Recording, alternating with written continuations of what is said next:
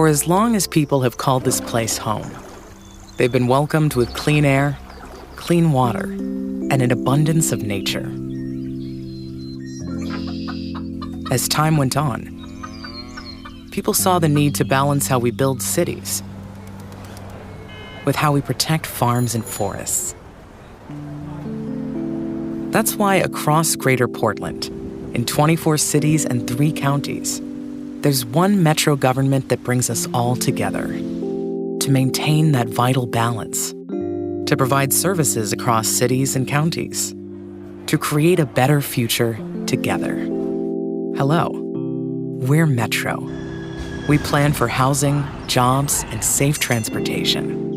We protect land, air, and water by managing garbage and recycling. We support arts and culture by overseeing local venues to keep the economy growing. And we connect people to nature across 17,000 acres of parks and trails, and at the Oregon Zoo. Metro is all of us working together, connecting how we live today with how we plan for the future. Hello, we're Metro, and so are you.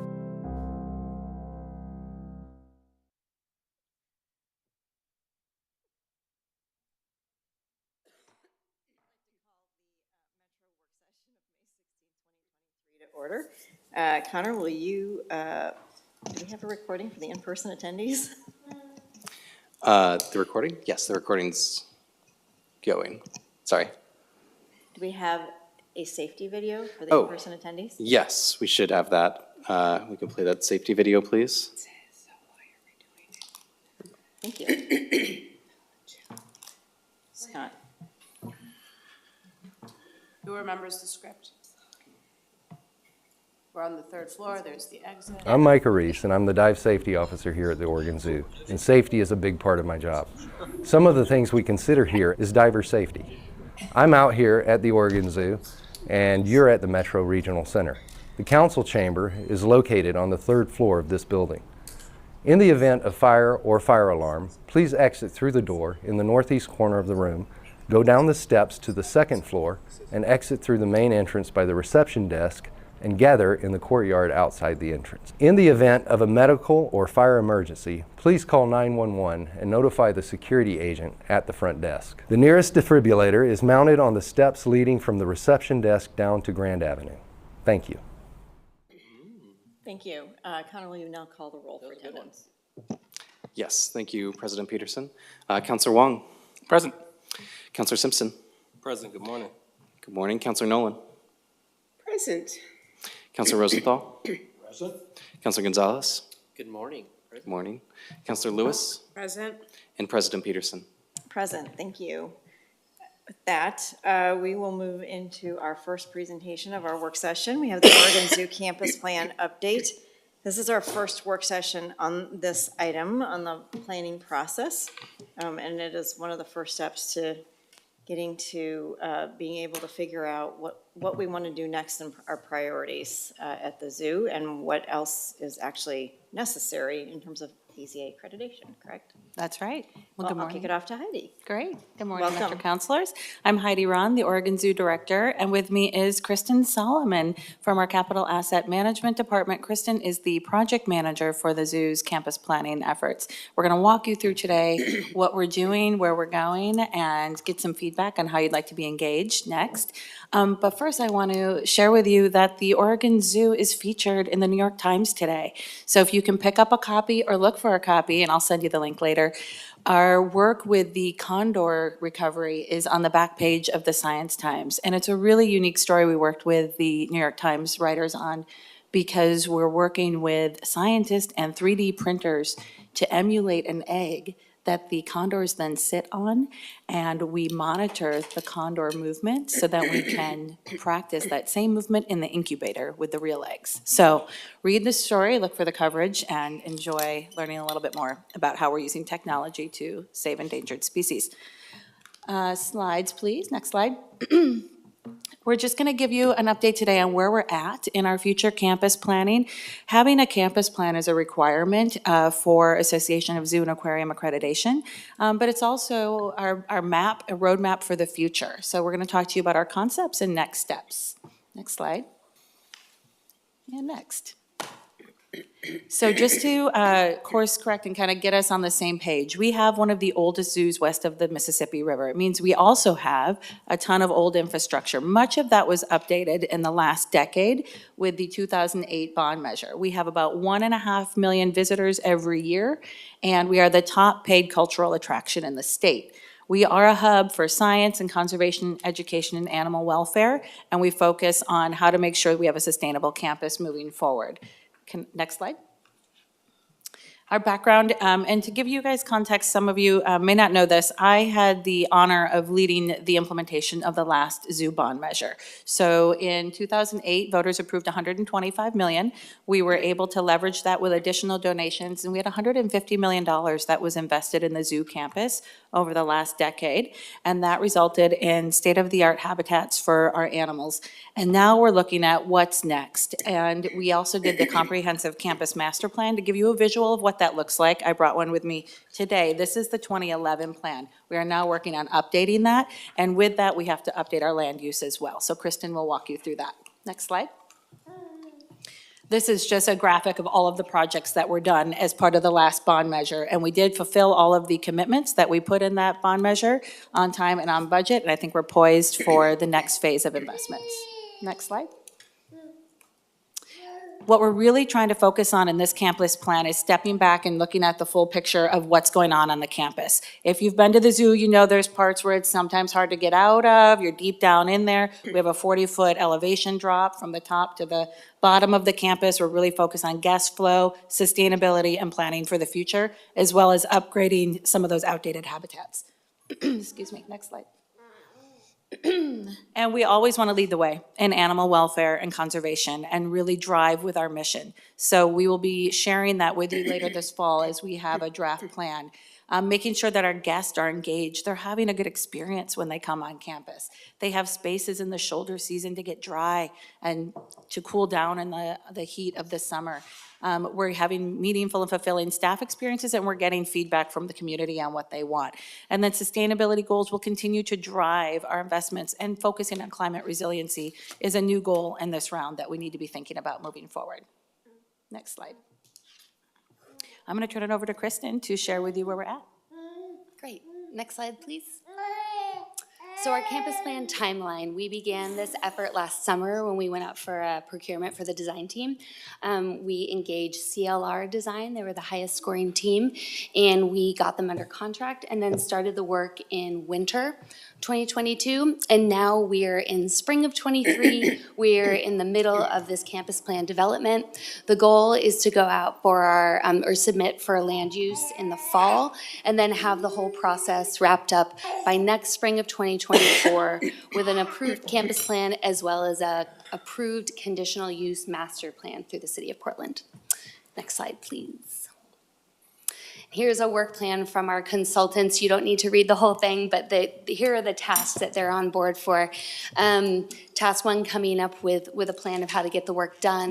Task 2 is programming, where the consultants take us through exercises to determine what are our current wants and needs, what are the priorities here moving forward. Task 3, the consultants are all over our campus looking at our habitats, our buildings, guest experience, all existing conditions documentation to kind of figure out where we're at. Task 4 is the fun part, in my opinion. It's the actual development of the campus plan. And then Task 5 is the land use approval process, which will come once we get a plan that we're comfortable with. Next slide, please. And next one. So we are also doing extensive engagement as part of this process, bringing stakeholders along, not just in front-end surveys, online surveys, where we take kind of the temperature of folks at the beginning of the process, but we're actually bringing people to the zoo starting this week to look at stuff, look at drawings, get their input, and then it's not just one and done. We come back later. We're coming back later in the summer to get feedback on our revisions and get another temperature of the room of where folks, what they think of where we're headed. Next slide. And our stakeholders, we have a lot of them, but there's a specific focus on communities of color and those with disabilities. We're also reaching out to our own staff, our members, our ZAP Youth Program, our volunteers, the Oregon Zoo Foundation, and then our Community Advocacy Council. Next slide, please. The Community Advocacy Council provides feedback not just for this campus plan, but throughout the zoo on our programs and activities with an emphasis on diversity, equity, and inclusion. It's a group of young professionals between the ages of 21 and 34. They're really passionate about social justice, so we're excited to have them helping us out with this. We already have input sessions engaged and scheduled to have their feedback as we go through the process. Next slide. And next slide. Scope of work. So what's in a campus plan? I think it's very easy for our minds to go to actual building design, but we're zooming out at our 30,000-foot level in an airplane, looking down on our campus. So we're going to be looking at, I mentioned before, existing conditions, doing analysis there, programming, design, and land use, but it's all from this above kind of viewpoint. Next slide. So it's big picture systems thinking. This is actually a diagram I really like from the last iteration, the 2011 master plan. It's talking about circulation and gathering spaces, hubs. So that's what we're one type of diagram that could come out of this effort. Next slide. But we're not going to be doing building design. We're going to be identifying projects that will come out of this and prioritize them for building later. Next slide. Here's a slide about project prioritization and phasing. This is actually from the last go-around in 2011, but similarly, we will be identifying projects, putting them on a schedule, and figuring out just how to get all the work done with our priorities in mind. Next slide. And then we have some target areas. We know that the Pacific Northwest and Africa, and actually coastal shores or Stellar Cove, need a lot of work. We have aging buildings, infrastructure needs a lot of repair, so we're identifying those areas. There are also areas that we've heard from AZA that need improvements to meet their new requirements. Next slide. We're also taking a look at sustainability and resiliency, as Heidi mentioned. Where do you now go? Where do humans and animals go on those really hot days or really cold days? And what infrastructure can we put in place with all the new building that we're doing to make an effort to do right by sustainability and resiliency? Next slide. And then taking a hard look at circulation and wayfinding as well, not just making sure that folks can get through the zoo, but that it's comfortable, that it's accessible. Heidi mentioned it's a 40-foot grade change. It's actually 75. Ooh. Yeah. So getting people all the way down and then all the way back up is actually a huge deal, and making them feel comfortable while they're doing it. So that's a big focus and goal here. Next slide. So next steps. Next slide. We are here to ask you how best to bring you along, how best to engage you, how best to engage stakeholders in this process. It's a long one. We have a lot to share, and we want to make sure that we're right-sizing. Heidi? I would just wrap that with our recommendation is that we come back to you this fall when we have some further design concepts, and before we go for land use with the city, and get some feedback prior to proceeding with that. But if there are other ways you want to be kept in the loop along the way and hear about the community feedback, we are super happy to share that in any way you would like. And we're open to questions.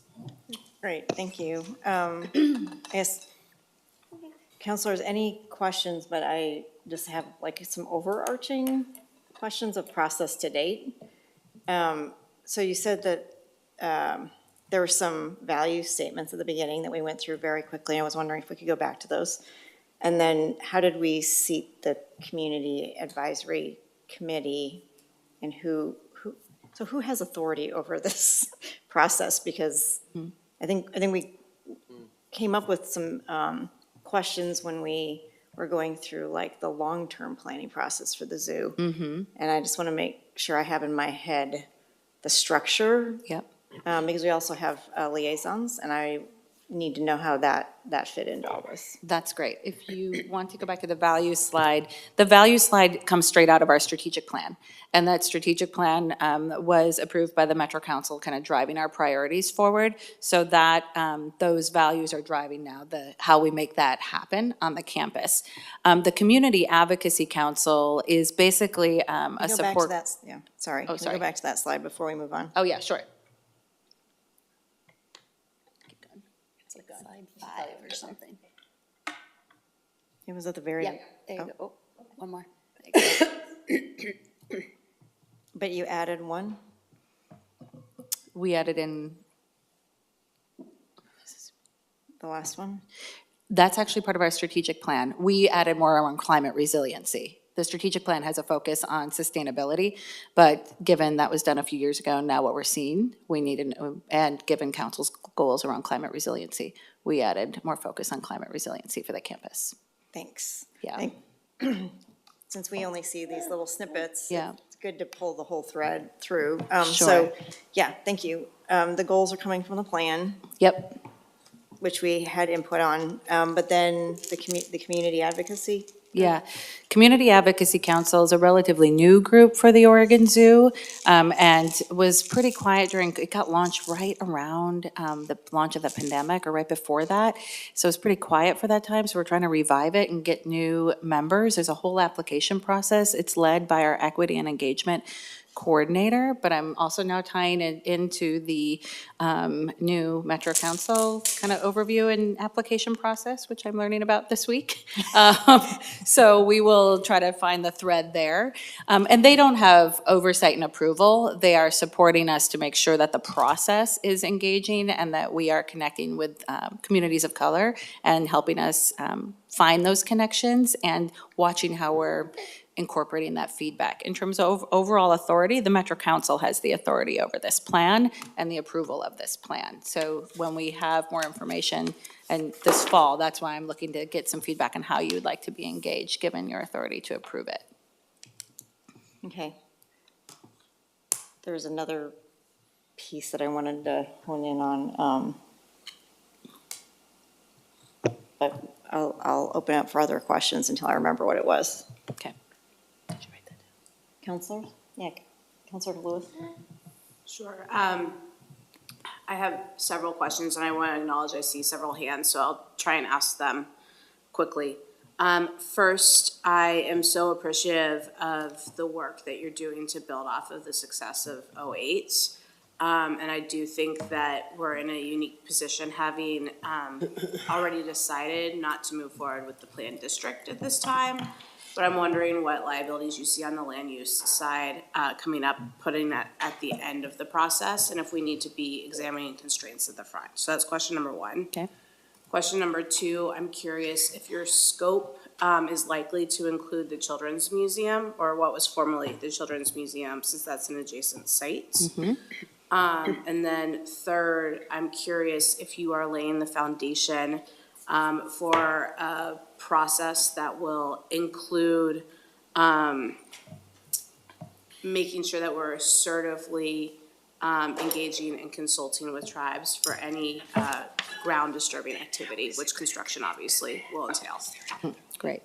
Okay. Can you take the first question on land use? Yes, land use, you said? Yeah, so, great question, and the plan is, I think it's slightly misleading the way we set the slide up. We're actually gonna be going to the city in a couple months as a pre-app, which is like your first step, where you show them a draft and get kind of all the restrictions in first take. And so we get kind of initial thoughts, nothing set in stone.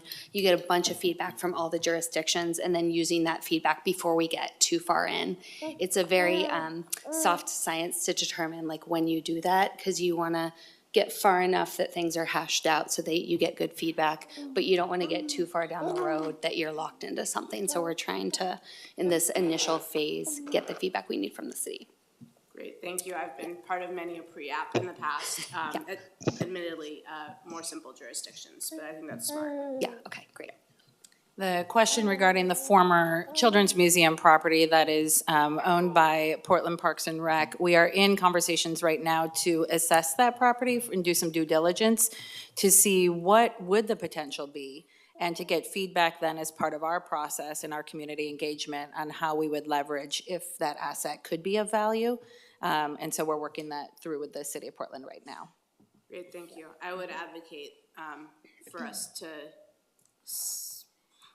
separate the lack of value in the building from the potential value of the land. That is a great recommendation and one that we will follow. Thank you.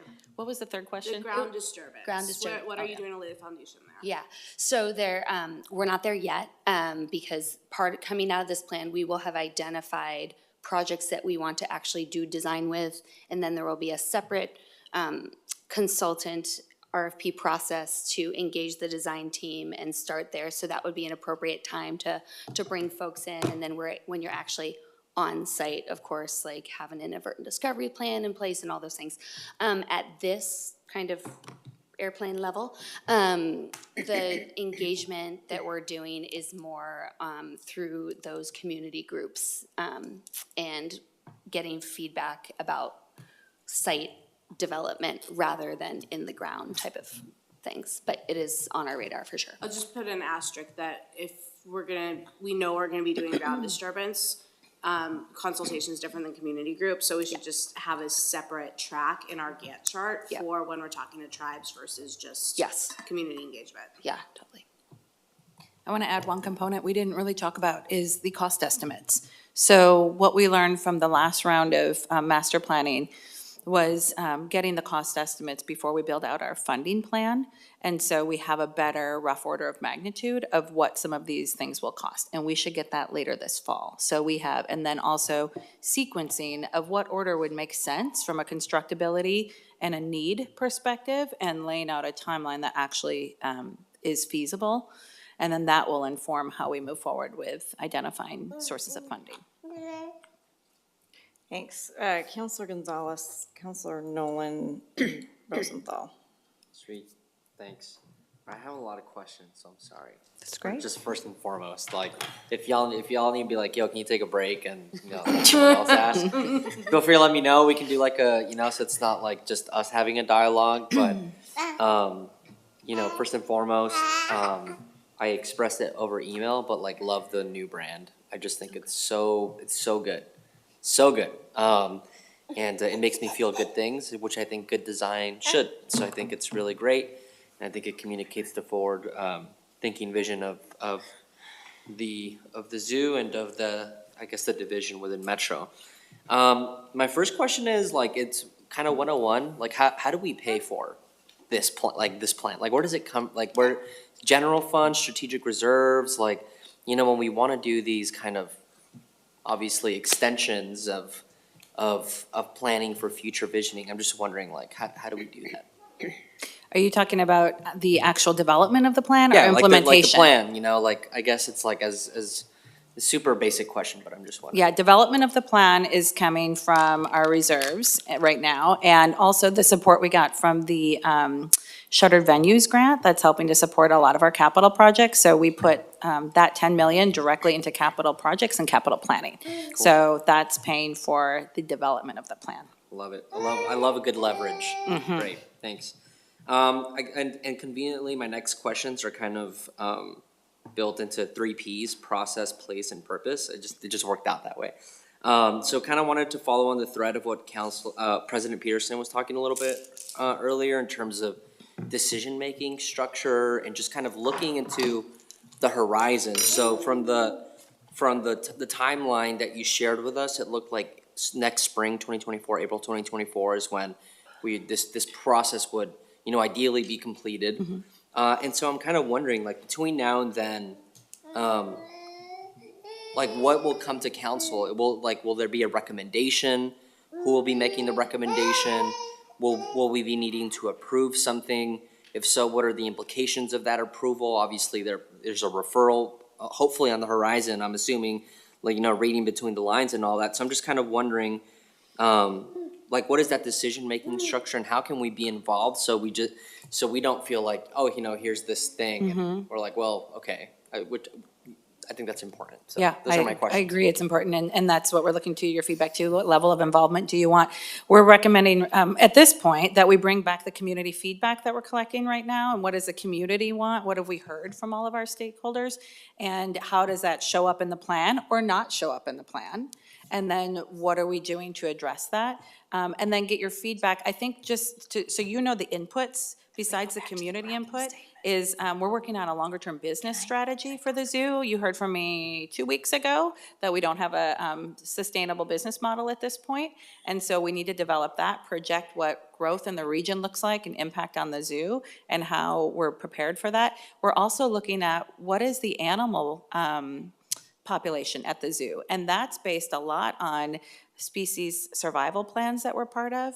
And I'll give you an example, legitimately species survival. This week, we had to say no to taking in butterfly larvae from a species we're not working with because we don't have the staff capacity or the space to do that.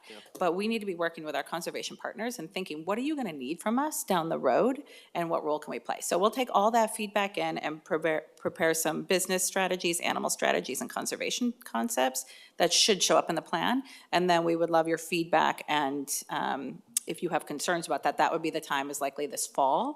And then we pivot before we do any final approvals. But we can lay that timeline out definitely more succinctly than No, we I mean, have. it's there. So would, like, when this plan concludes, or will you come to council expecting approval, or will it be like, hey, this is Yes. what we did? No, I would expect approval from council for this Okay. plan. All right, excellent. Just good to, like. Yeah, just it's a significant affirm that. capital investment for the future of the zoo. So we'll bring you along with that full process. Okay, great. On to my next category, LOL. For place, and I really appreciate that, Councilor Lewis went to the, one of the sites in the area, but I'm also wondering kind of like, with Washington Park as a destination in general, like can you talk to me a little bit more about the opportunities, or maybe, there's obviously only so much capital, only so much resource that we can realistically invest into activating that place and within the limits of what our jurisdiction is, but I think that's important. And so I would love to hear a little bit more about what your vision is there. Yeah, so we're part of Explore Washington Park. We're on the board of Explore Washington Park, which is the Transportation Management Association for the whole park. And we work closely with the city on what is the vision for all of the venues in that park and where are they going and what are the needs. And so there's a master plan that's driving that. I'll give you an example. While this is within the boundaries and confines of what we're doing, as we look to assess the neighboring property, we will be working with the other partners in the park to see what is driving demand and interest. But in addition to that, we're also looking at, we don't own the parking lot, but we want to tap into it for potential solar energy and putting solar panels in that parking lot, but that relies on us working very closely with Portland Parks. So we're all very tied into the vision and where we're going, and also the fundraising for the park. We're looking at wayfinding, updating the entrance, and we approve all major capital projects in the park collectively. So we do have a direct connection and tie into that. Okay, awesome. And my last around the purpose is just, I really have enjoyed and appreciate, and I guess it's like really subjective to like, the zoo is there's so many entry points to like fall in love with things at the zoo. And I guess I'll just express for me what has really drawn me more and more is the working around the research and like that specific aspect really draws to me. Like what doesn't draw to me is like, let's go see a lion or something like that. I feel like that's kind of like maybe old school zoo. Like every zoo has the lion and things like that, or you feel like, there's like that sensationalism of going. That doesn't necessarily draw to me. There might be supporters and people on the board that feel really passionate about that, but for me, like opportunities to specialize around research and conservation for things, maybe not necessarily close to home, but within our area, I think has a really interesting opportunity for just like connecting people to responsibility of place, of environment, of connection, And so, again, like that might be a little bit like, controversial or sharp-tongued or whatever, but, I would really love it if we could lean into that a little bit more.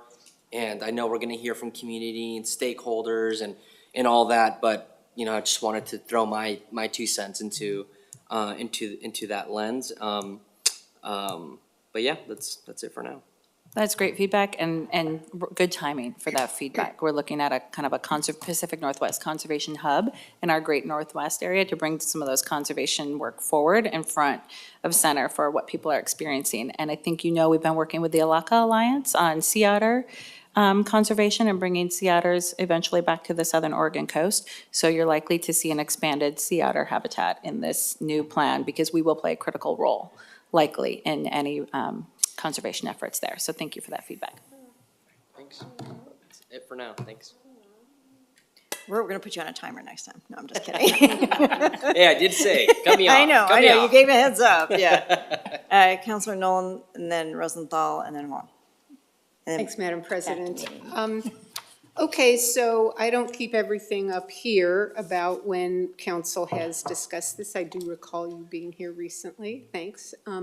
But when did council approve the guidance to you? Did I vote on that? In terms of goals or Yes. proceed with a plan? Strategic plan was adopted in 2019, 2020. That was pre-me as well, but it's still guiding we're in a 3-year plan right now. And that's where the goals that you showed on the Yes. slide came Yeah. from? So I would put forward that this council needs to have a framed conversation about whether those goals still resonate for the way we see the zoo moving forward. And I would prefer to have that conversation among the council before staff and consultants dive into what they legitimately and sincerely interpret to be the guidance we gave 4 years ago. But if it isn't, it would be better for everyone involved to have that conversation now than after you are bringing us a plan. So I guess I'm directing that to Can the I try COO to- and the president. I was going to dig in a little deeper Okay. as we go around, because I think you started in the right place. And I think the question is, where do we draw that conversation to get to the, you've added to it as maybe a framework to start the discussion, but where do we go from those values to like, what is the problem statement for this plan? Because this is the implementation of those values, so what outcomes do we want to see? And then you get to the actions. We're being asked to weigh in on a community engagement, basically plan, or how we want to be involved, but we haven't had a conversation to remind ourselves what values we start with, and then what are the outcomes that you are seeing that we need to address, and what are the outcomes that the council wants to have a conversation about. What are the priorities in terms of adding to or subtracting from, like, right? And have that full conversation. So I think that's the first part of the conversation is we probably need to come back and just start from that place again, because we're digging right in. So I think you're getting the answer to your question was, how do you want to be engaged? But I think the next step is really coming to us with the problem statement. And then we can have a conversation around that and what you're hearing from the public at the same time. But I think, this is the problem with the timelines, is that they get crunched up. And I don't want you to run headlong into something later. Right. Because we didn't have this conversation up front. Right.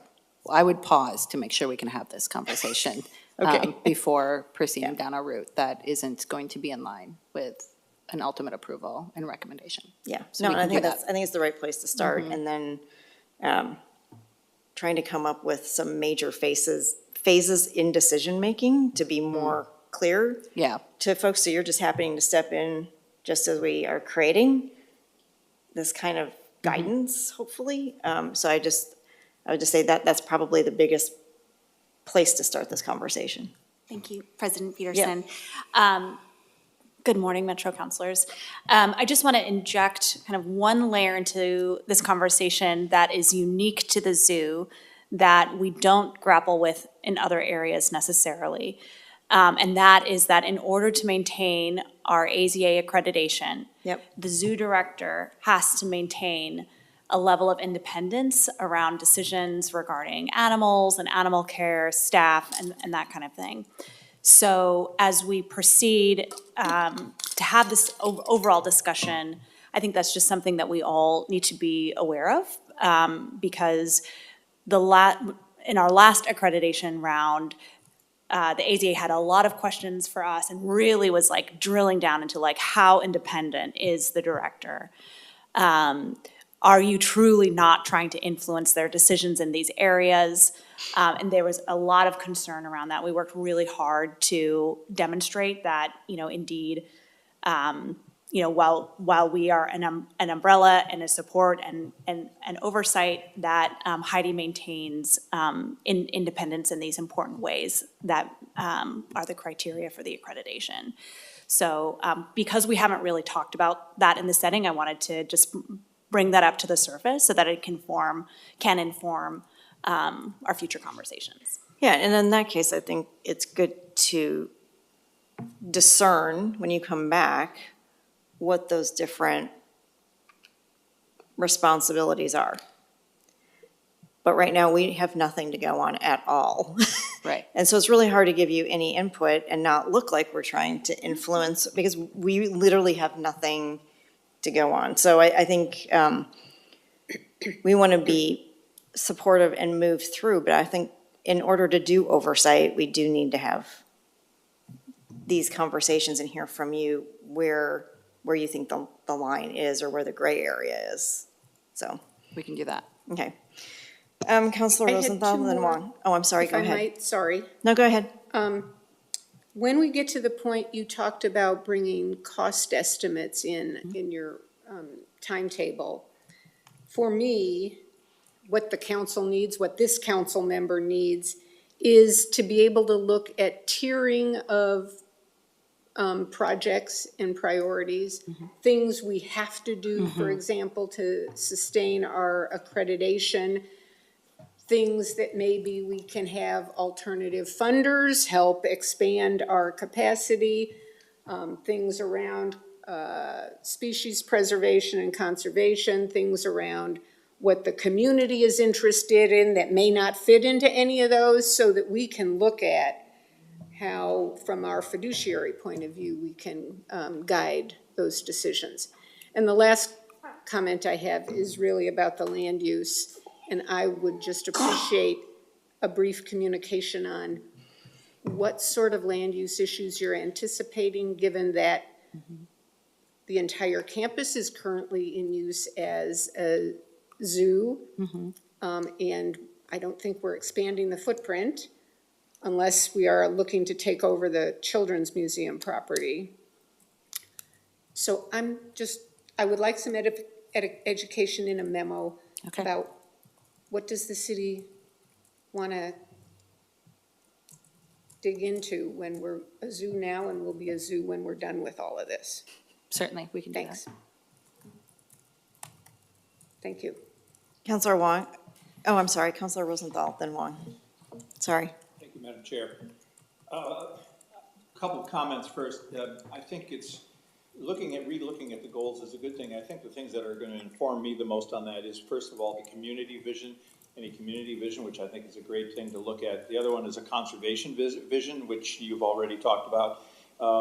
And the third thing is, of course, the requirements of the AZA and what they are absolutely going to require. I don't see the current goals as being particularly restrictive, but that doesn't mean they can't undergo some refinement. So I think you answered, I think my other question has been answered. I was going to ask if there's any other possible footprint modifications other than the children's zoo, and I gather such as, I don't know, getting people out of their cars and doing something with the parking lot or anything like that. but I think you answered that that's not on the books for right now. And so, like I said, the things I'm going to be most interested in is the conservation vision. That's one thing, and I guess my specific question is, how long is it going to be before we can get condors in the gorge? Oh, goodness. I don't have an answer to that question. Condors are dealing with a lot of risks right now. And until we can get the lead out of the lead bullets out, and they're dealing with avian flu right now. And that is a really scary thing, and it's risking the whole population. But I'm going to be hopeful and hope like it's sometime in the next decade. We'll shoot for that. Good idea. Okay, Counselor Wong. Great. Thank you, Madam President, and thank you for putting this plan, or starting to put this plan together. You know, I was really struck by, you know, the data point that the zoo is Oregon's top cultural attraction with, 1.3 to 1.5 million visitors a year. I think that really speaks to your leadership and creating such a destination for really the world. And then in the engagement plan, you know, I noticed that most of the stakeholders are local, and I'm guessing, you know, with the 1.5 million annual visitors, that a lot of folks are coming in from, you know, everywhere else. And I was wondering if you might, I'm not really sure how the best way to do that, but engage with folks that are just like visitors. And I'd be really interested to hear about kind of their perspective. And like, you know, when we have tourists come to town, you know, why are they coming to the zoo that day and not going to, you know, Mount Hood or Wine Country or any of our other cultural attraction in the state. So like, I think, what is it that draws them there and keeps them at the zoo? And I think, yeah, some engagement around that would be great.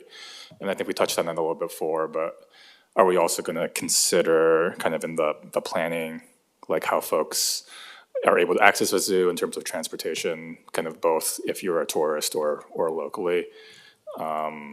So I know that's always been an issue with limited parking and things like that. So I guess like, what is the breadth of the campus planning? Are we going to talk about transportation methods, you know, as well? Yeah, so those are kind of my thoughts, just more expansive engagement plan for folks that actually visit the zoo.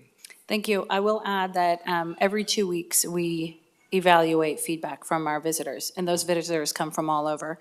And so we get very, very valuable data, and we assess it, and that drives our inputs in terms of operational changes, things we need to address. And that is asking everything from their experience with the habitats to parking to flow, and that is the feedback we get from people coming from anywhere.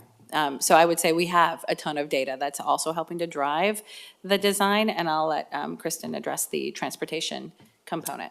Yeah, form follows parking, as we all know. And as we are going through the process, we have engaged a traffic engineer as part of our design team. It's going to be a big piece to show. It's different because we don't own the parking lot, but we are drawing people to this destination. So there are counts that'll be taken. There's going to be looking at counts of people, not just cars, but people and how they use the site. And there will be a proposal as part of our land use to make sure that the city is good with whatever we're proposing. Some interesting facts, though, the last time we went through this, we actually showed that new exhibits didn't actually equal increased attendance, for better or for worse. And we also are seeing that timed ticketing is having a really positive impact on parking issues. But all this will be taken into consideration, and we're just getting started. Is there an ideal attendance goal that is like 1.5? Yeah, there was a point where we got a little bit too big for what a good capacity was, but now that we have time ticketing and we can spread people out, we try to keep the experience really strong. We're looking at what that ideal goal is with also population changes in the region, and I'll come back to you for that. We can take more than we have now, and frankly, we're going to need that in order to continue supporting our operational expenses.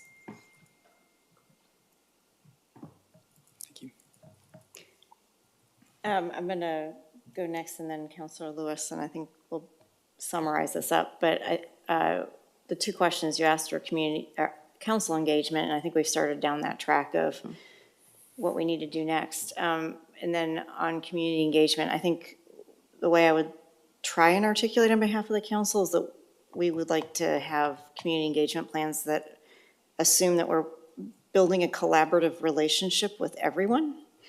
A lot of stakeholders, the thought leaders, right, from a wide variety of interests with a racial equity lens. And so we cannot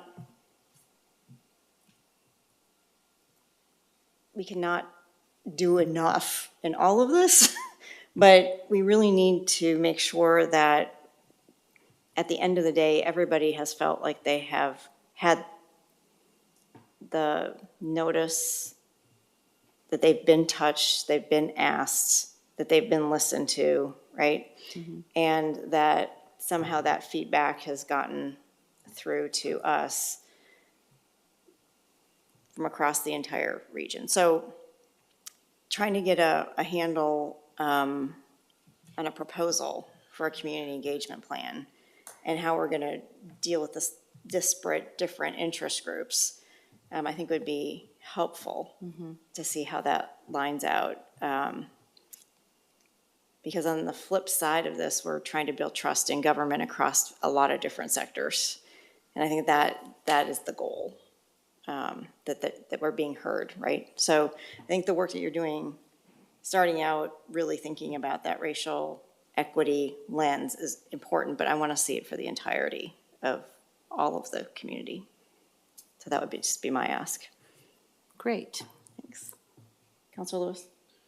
Sure, thanks so much for giving me a second shot. I was really delighted by the planning process we went through in 2019. I actually attended several of the charrettes, and I think it was the first time that we had focused and centered the staff experience, not only in our animal care expertise, but in what it feels like to show up for work every day at the zoo. And I think that's really important to recognize that that's how we centered that plan, and it was a necessary step.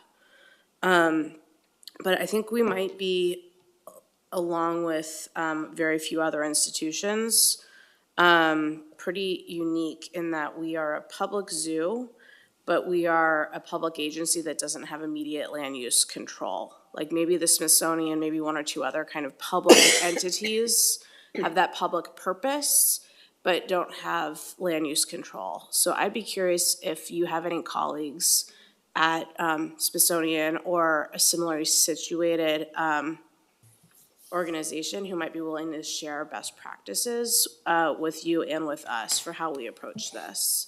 Because most other of our peers, the moral equivalent would be a city council that in one hand has to manage their zoo and in the other hand has to manage a land use process, and we're not that. So I guess I'm just asking if you have in your network a resource you could bring to us to help us navigate. I'd appreciate it. Yes. Thank you. Okay, seeing no further questions, did you want to try and summarize what you thought? Yeah, what I heard is I need to pause, regroup on the priorities and the goals, and kind of step back and make sure we're all in line with that so that a plan is reflective of that. And we should try to get on your calendar to do that in the next few months if possible. And then expand and make sure that the engagement is inclusive of the broader region. And with that, I'm going to need to be seeking help from the communications team here and government affairs team here to help kind of drive that with us to make sure we're hitting the right folks, and we're doing that in a coordinated fashion from an organizational perspective. And then making sure that we come back to you with a more solid engagement timeframe and decision-making milestones so that you know where, when, and how, and can provide feedback on that. That'd be great. Capture it? Thank you. And thank you for diving into that with us today. I really appreciate it. No, much appreciated, and I think we're all looking forward to working through the big issues with you. So thank you. I appreciate that. Thanks. Yes, Counselor Rosenthal. May I just make one Hold on, Heidi. final comment? And I hope when you bring it back, there'll be also a focus on ADA compliance and ADA outreach, because I see the zoo as a place where people who can't get other places can get to, and just to make sure that we cover that basis thoroughly, I'd be looking for that. A few years ago, the zoo had an ADA council put together. Council's not the right word. Advisory body that went through and created a whole ADA plan. So that ADA plan is driving our investments here. So absolutely, yes. And that's why they were also listed as a key priority, because we know we have some challenges on the campus. Thank you.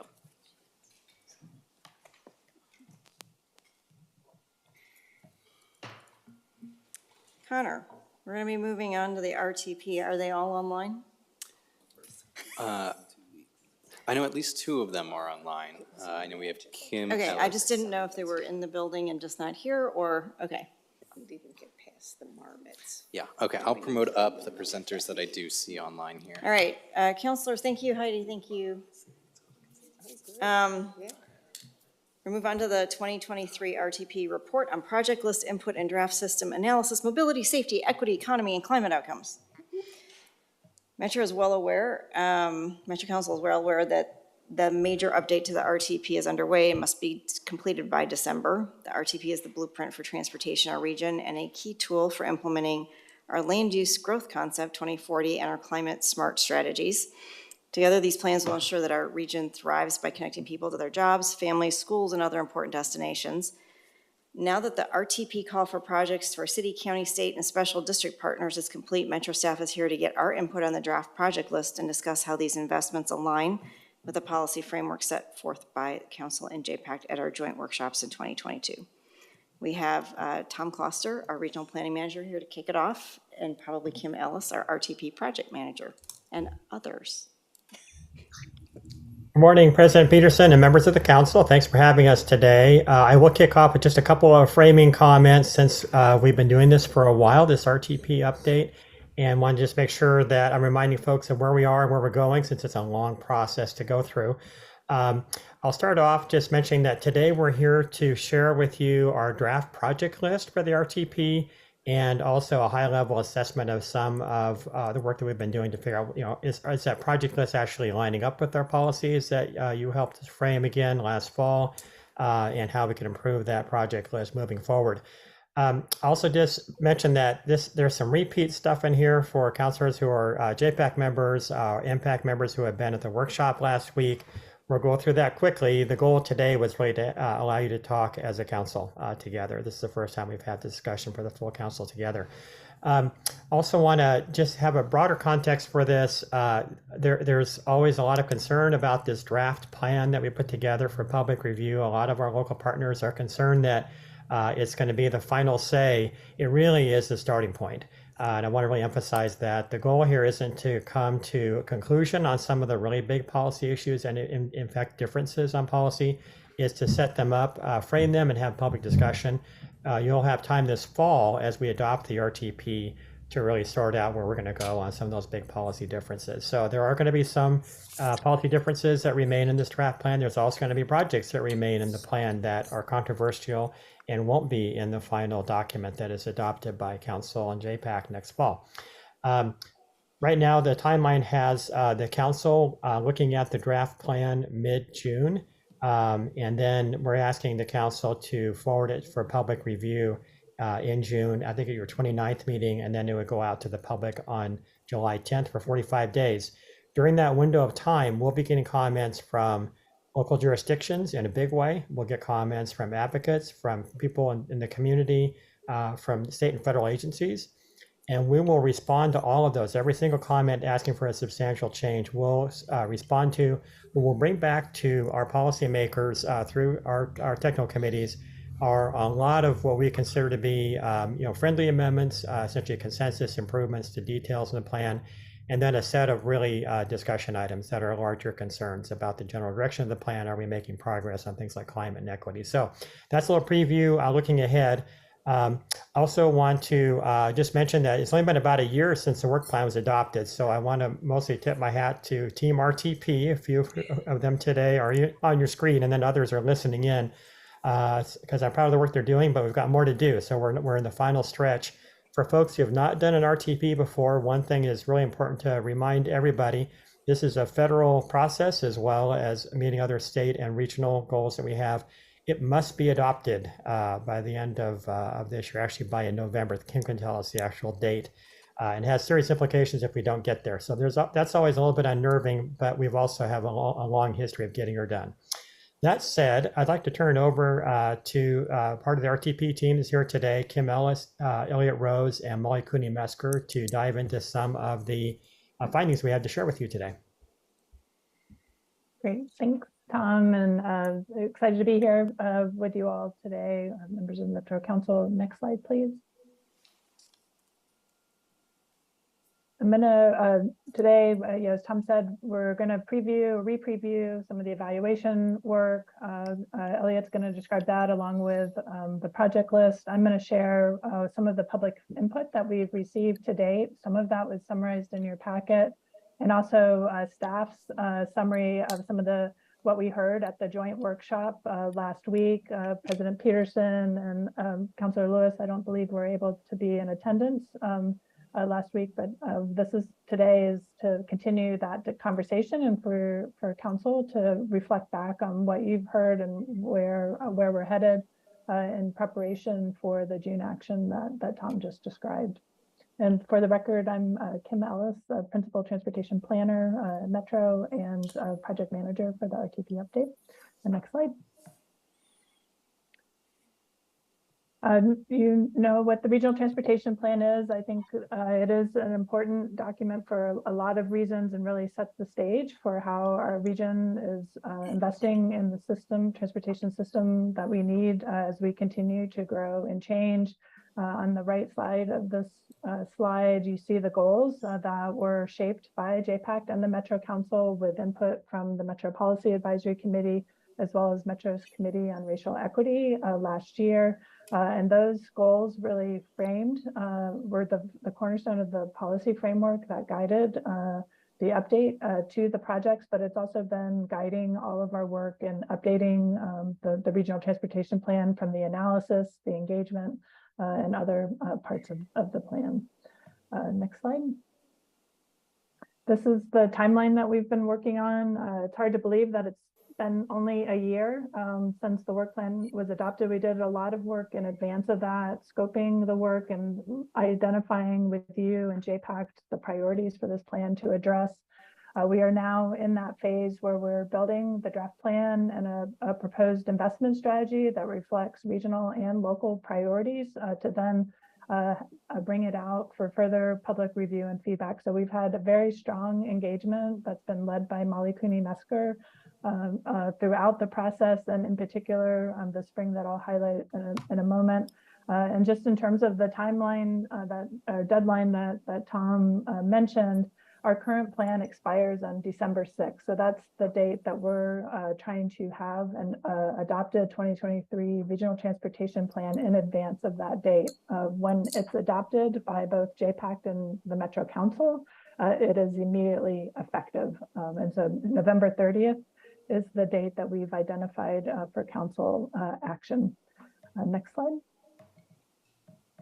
And as part of shaping this draft plan and project list, a lot of the work over the past year has been focused on updating the goals and updating the policies that are contained in Chapter 2 or Chapter 3 of the plan to help inform what projects we should be investing in the near term, in the long term. And throughout this process, and through those discussions, we have also been identifying areas where we think there may be future work that's needed. That typically is mapped out in Chapter 8 of the plan, so that we are also in the process of updating that chapter as part of shaping that final draft plan for public review. Next slide. The engagement work throughout the process, but in particular the spring has been very significant. It's been focused on the draft project list that were submitted by our project partners this spring from January through February of this year, and since March, late March, throughout April and into this month. We had an online survey. We held a community leaders forum. We held 4 language-specific forums in Chinese, Spanish, Vietnamese, as well as one other one that I'm not recalling right now. We've been partnering and help building partnerships with the community-based organizations for them to lead engagement in their communities. We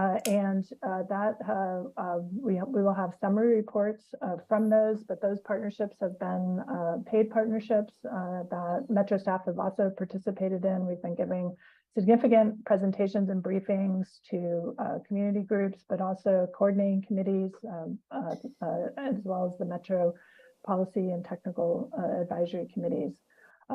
More recently, we've been holding consultation meetings. We've been working with Katie McDonald in the COO office as our tribal liaison to engage tribes in the work of the Regional Transportation Plan and the Metropolitan Transportation Improvement Program, and working to identify the things that are important for them, and that this RTP reflect. That work will continue.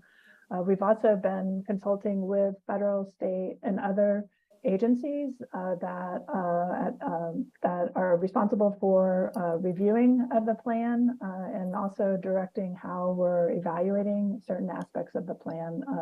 Summaries of all of these different engagement activities are being prepared right now, and we will be getting those to council as soon as they are finalized, because there's some very deep feedback that we're receiving, and we're working to be able to bring that forward to help shape the plan as we work towards this public review draft, but also as we work to finalize the plan for council consideration in the fall. So we'll continue to reflect the feedback and address the feedback as we go forward through the process between now and June, but also over the summer.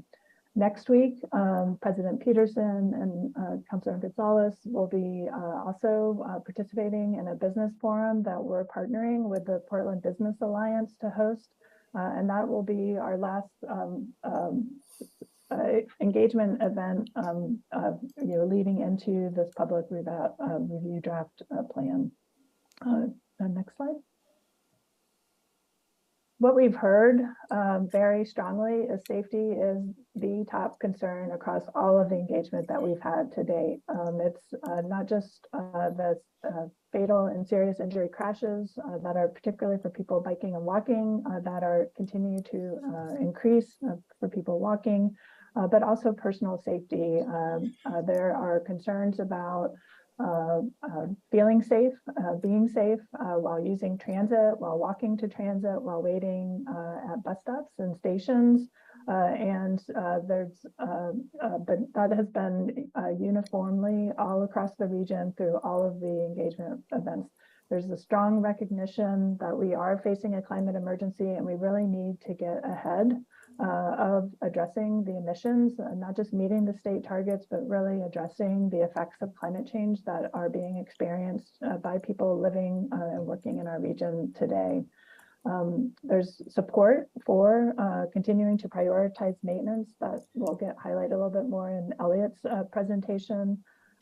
Also a desire for more investment in transit service that is connecting people where they need to go, that's fast, frequent, reliable, that they can get to school, can get to their jobs, get to other destinations, and that walking continues to be a priority, and that there's still significant gaps in our system, both in terms of completing sidewalks, but making sure that it's accessible for people walking and rolling throughout the system.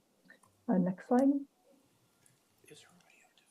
These are just examples of many of the types of solutions that were identified in this engagement. I'm not going to read through all of these, but these just give examples of the kinds of things that are proposed in the draft plan or the draft project list that has been put together, but are areas of priority that the community has identified for us to continue to work on as a region.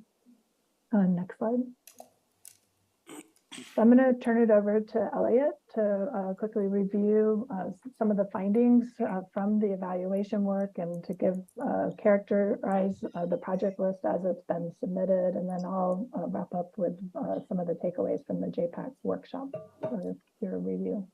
Elliot? All right, so I get to be the quick one today. Hello, Metro Council. Good to see y'all. I'm sorry not to be in the room with y'all in person. It looks fun in the council chambers. So I'm going through this information quickly, even though there's a lot of it, because we have a lot of other resources that we provided that are great places to kind of dig in more depth. And one of those that is in your packet for the session is the briefing book that we collected for the workshop, which contains a lot more information about everything that I'm just about to share. So I'll be referring to that quite a bit during my presentation because I'm just going to go over high-level findings. But as I do that, I want to show you where to dig in more and find more info in your briefing books on the issues and projects that you're interested in. So there are three pieces of evaluation information I'll be talking about. The first is the system analysis, which is an evaluation of how the RTP overall performs with respect to specific measures and targets. And it also describes how RTP investments reflect goals.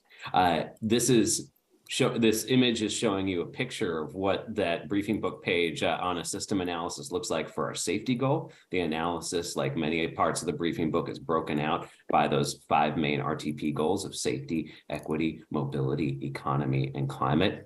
And you can see in the upper right, charts, you can't really read it, but there's a bar chart showing you how close some of our safety performance measures get to our target, as well as bar charts in the lower left showing you how spending aligns with RTP goals. Next slide. So there's also a needs assessment that we presented to you all back in late 2022. Whereas the main difference between these two is whereas the system evaluation is forward-looking, it rolls up all the RTP projects and forecasts how they'll affect the region in the years 2030 and 2045. The needs assessment just starts with the data that we have today. And, it's usually a complementary perspective to the system analysis because often the needs we face today are the same ones we expect to face tomorrow. That said, the needs assessment's not as rigorously organized around performance measures as the system analysis is. And so it's a little bit more freeform and provides a little bit more contextual information for you to understand some of the needs that we are shooting to address in our performance measures and targets. Next slide.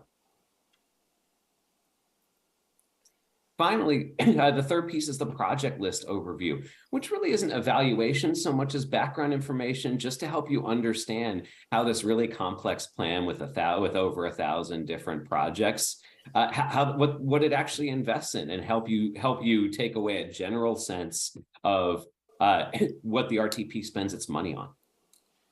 And I'm going to actually so you can see some of the page with an example from this. I'm actually going to share a little bit information about the RTP project list before we dive into the evaluation results. So next slide, please. The RTP includes $73 billion in investments, and as I mentioned, it's over 1,000 projects. If you want to find out more information about how the RTP is investing in a given mode or in a given area of the region, we have resources to help you do that at the RTP website, which is shown at the bottom of this slide here, including an interactive map, as well as an interactive project list where you can dig in much more depth on any of the details about any of the particular project that as they were submitted by the lead agencies that help us build the project list for the RTP. And as long as I'm showing this big number, $73 billion for a little bit, I want to break that down with some of the findings that, one of the key findings that we have when we were summarizing the project list, which is that of that $73 billion, 2/3 of it goes toward operating and maintaining the system we have. Now that's critical, operating and maintaining the system we have. We absolutely need to keep delivering on the investments that we've made yesterday.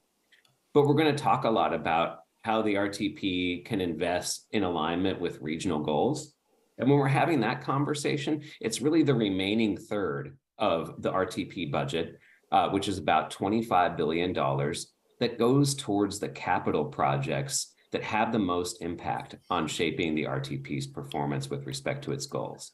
So even though this slide says $73 billion in investments, I'm going to really be focusing in the information I'm about to present on that $25 billion that goes toward capital projects, because that's what really shapes the RTP's future performance and how it meets its goals. Next slide. So of that $25 billion I just mentioned in capital investments, 10 projects account for roughly half of the capital budget. The most costly single project in the RTP, which accounts for a quarter of the capital budget, is the I-5 bridge replacement. That's a $6 billion project that includes a lot of diverse investments, including investments in throughways, investments in transit, pricing, and local streets and roads. So it's a really diverse project that's going to impact how a lot of people travel through the region.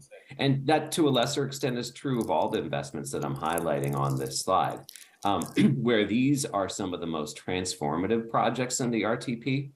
And I just want you to keep that in mind, that the when we talk about these thousands of projects with $73 billion in investment, they're vastly different sizes.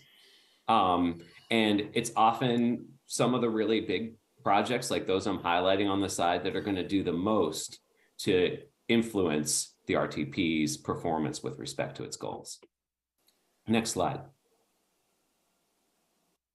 I also want to highlight the transit investments that are in the RTP, because I know that you all know that transit had a difficult time during the pandemic, and there's been a lot of rethinking about how the region's transit system is going to develop.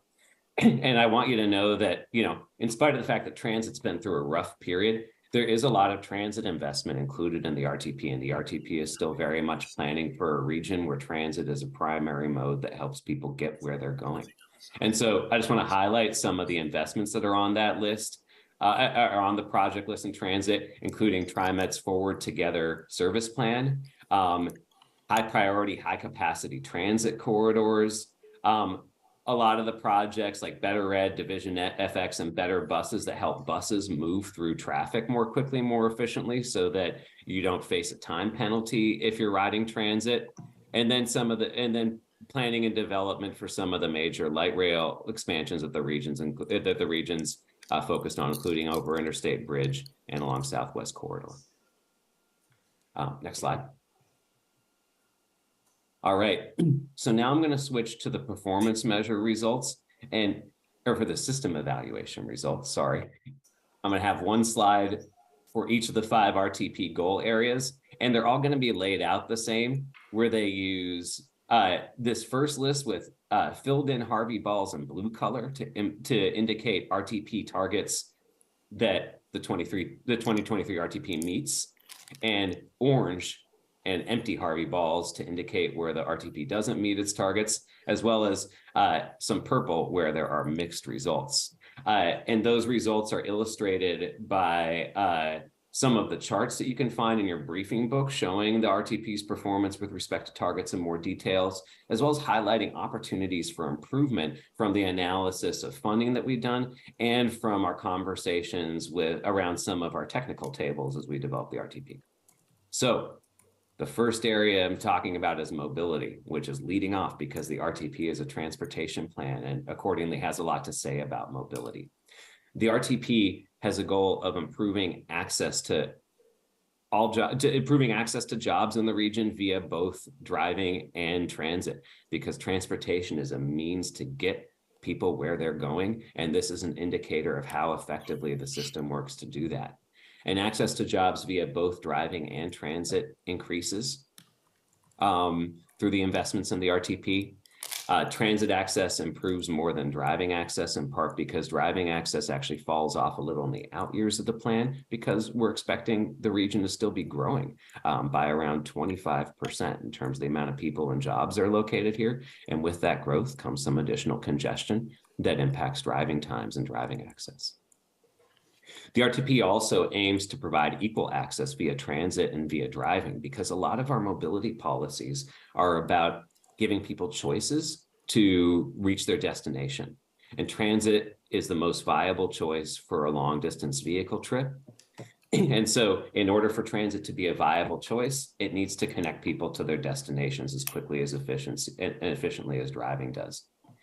And we close that gap, but we don't make it all the way. We still have a lot of ground to cover when it comes to offering transit options in the region that are competitive with driving. And that's no surprise. These results aren't just about the RTP's future performance, but also about the history of the region.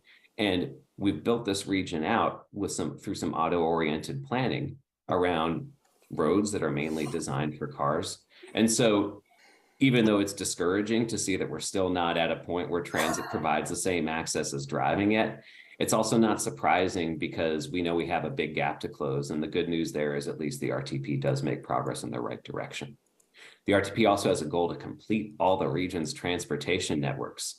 We don't get all the way there, although again, we make progress in the right direction. The motor vehicle network is around 99% complete. That's the forecast for 2045. Other networks are between 55 and 75% complete. You know, this is a bit of a moving target because the RTP always builds more transportation facilities, but it also identifies more needs and highlights, hey, we need a new facility here. So the planned network that we're trying to complete grows with each RTP. And, you know, I don't think any of the RTPs we've ever had has fully completed the networks.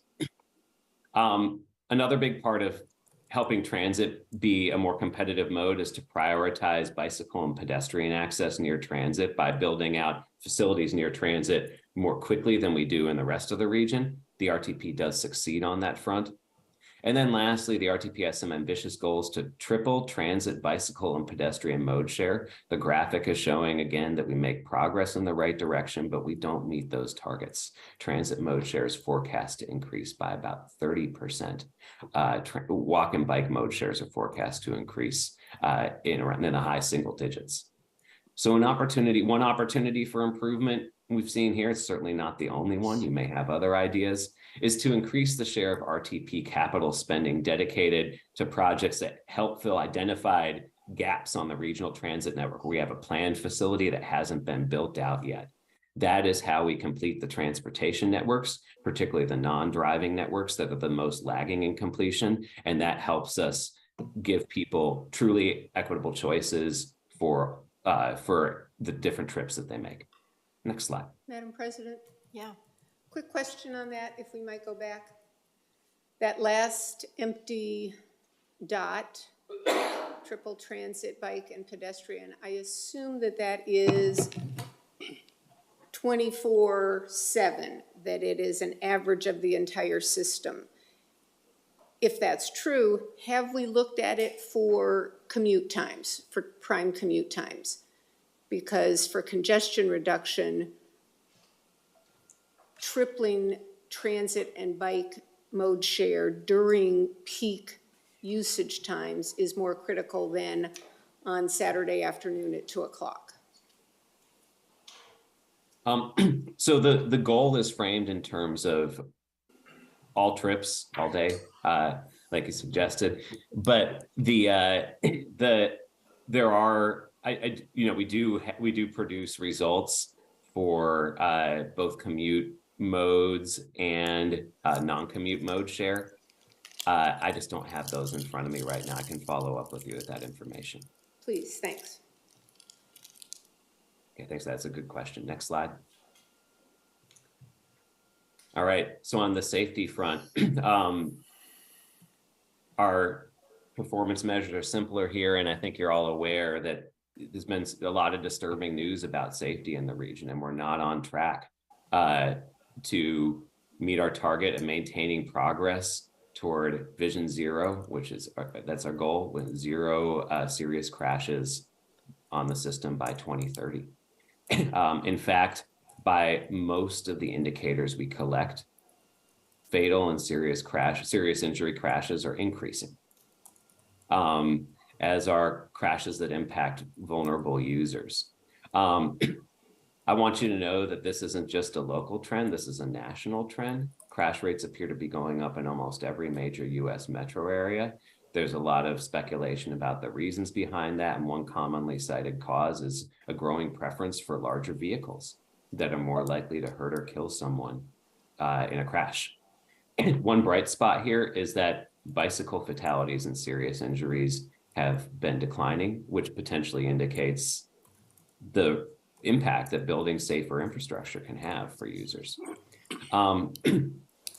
So one opportunity for improvement here is to accelerate projects that are located on what we call the high injury network. Those are the small share of streets and intersections in the region that host the majority of the region's fatal and serious crashes, and also including ensuring that projects on this network include safety features. The RTP breaks down investments by near term, now to 2030, and long term, 2031 to 2045. And generally high priority investments are tilted toward the near term scenario because those are more likely to get built, as Kim will discuss more in a minute. And right now, the share of the near term budget going to this high injury network is about 40%. In the long term, it's about 60%. And so that suggests there might be an opportunity to bump up some safety projects into the near term where they're more likely to be built and begin having an impact on the system sooner. Next slide. Okay, now moving on to equity, and equity and safety are closely related because when we do outreach to people living in equity focus areas, which by the way, there's a map of those in your packet if you need a reminder on what they are, they're communities with over double the average regional concentration of people of color, people with low incomes, and people who speak limited English. And when we talk with folks living in these communities, they say safety is a really huge issue for them. Kim shared that in some of the outreach results she discussed. And so we want to eliminate the safety disparities that exist for these areas. And they're pretty big disparities. Right now, equity focus areas experience twice as many serious and fatal crashes as other communities, and 3 times as many bicycle and pedestrian involved crashes as other communities. We don't have the ability to forecast crashes into the future. That's been a common request, and it's just something that's really challenging to do. But instead, we backcast our safety targets so we can bring trends into the present. And it feels like those disparities are maintaining or growing. And we know the RTP needs to be prioritizing bicycle and pedestrian facilities in equity focus areas to enable people to travel safety and reduce this disparity. The RTP does that. I think because of what we currently know about safety and limited data, it's a bit of an open question on whether or not it's enough to really eliminate or address some of the really serious disparities we're seeing. Another priority for equity focus area residents is access to jobs. And the RTP does improve access to jobs both by driving and transit more for equity focus areas than for other communities. So the opportunity for improvement here, similar to what I discussed with safety, is to accelerate projects that invest in equity focus areas, and particularly in the things that folks living in those communities have told us they most need. And make sure that a lot of those, and look for opportunities to include more of those projects in the near term RTP investment scenario. Next slide. All right. So on economy, we see some mixed results. I use this phrase, key corridors here. As you all know, the 2040 growth plan for the region designates a lot of different planned centers where we expect people and jobs to be concentrated. And so we have a network of corridors we use for analysis that connects these different centers in the region. There are 24 of them, and we looked at how driving and transit travel times are increasing or decreasing along those corridors, which are really, kind of represent the desire paths that people take to go to work and get their educations and get services that they need to participate in the economy. Transit travel times improve along those corridors. Driving travel times generally increase. These are averages.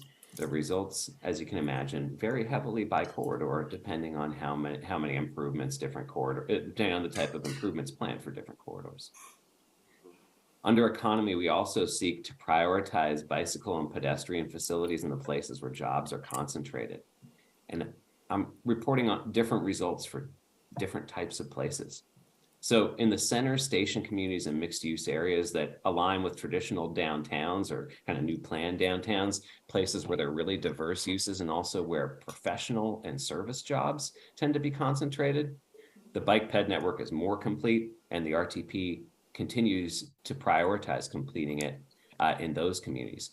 However, for employment and industrial areas that host a lot of the region's manufacturing jobs, including many career ladder jobs that people who with limited education look to provide the experience that they need to participate more in the workforce and find better opportunities. Those bike ped networks are not as well built out, and even after the RTP makes its investments, those areas continue to lag behind the rest of the region in terms of their bike ped network. We had a lot of I'm sorry. Wanted to jump in. How many more slides? This is a lot of good information. I just need to get a handle on the time. How many more slides do you have? I have one more slide, and then I'm turning it back over to Kim for some quick summary of what we heard at the workshop and next steps. Great, thank you. Yeah, thanks for the time check. Yeah. We had a lot of great conversation about this one at TPAC. It was really on the lines of, well, bicycle and pedestrian access is important in some employment industrial areas, but maybe that's not really the solution given that these are big footprints in these areas and lots of freight movement that can create safety challenges.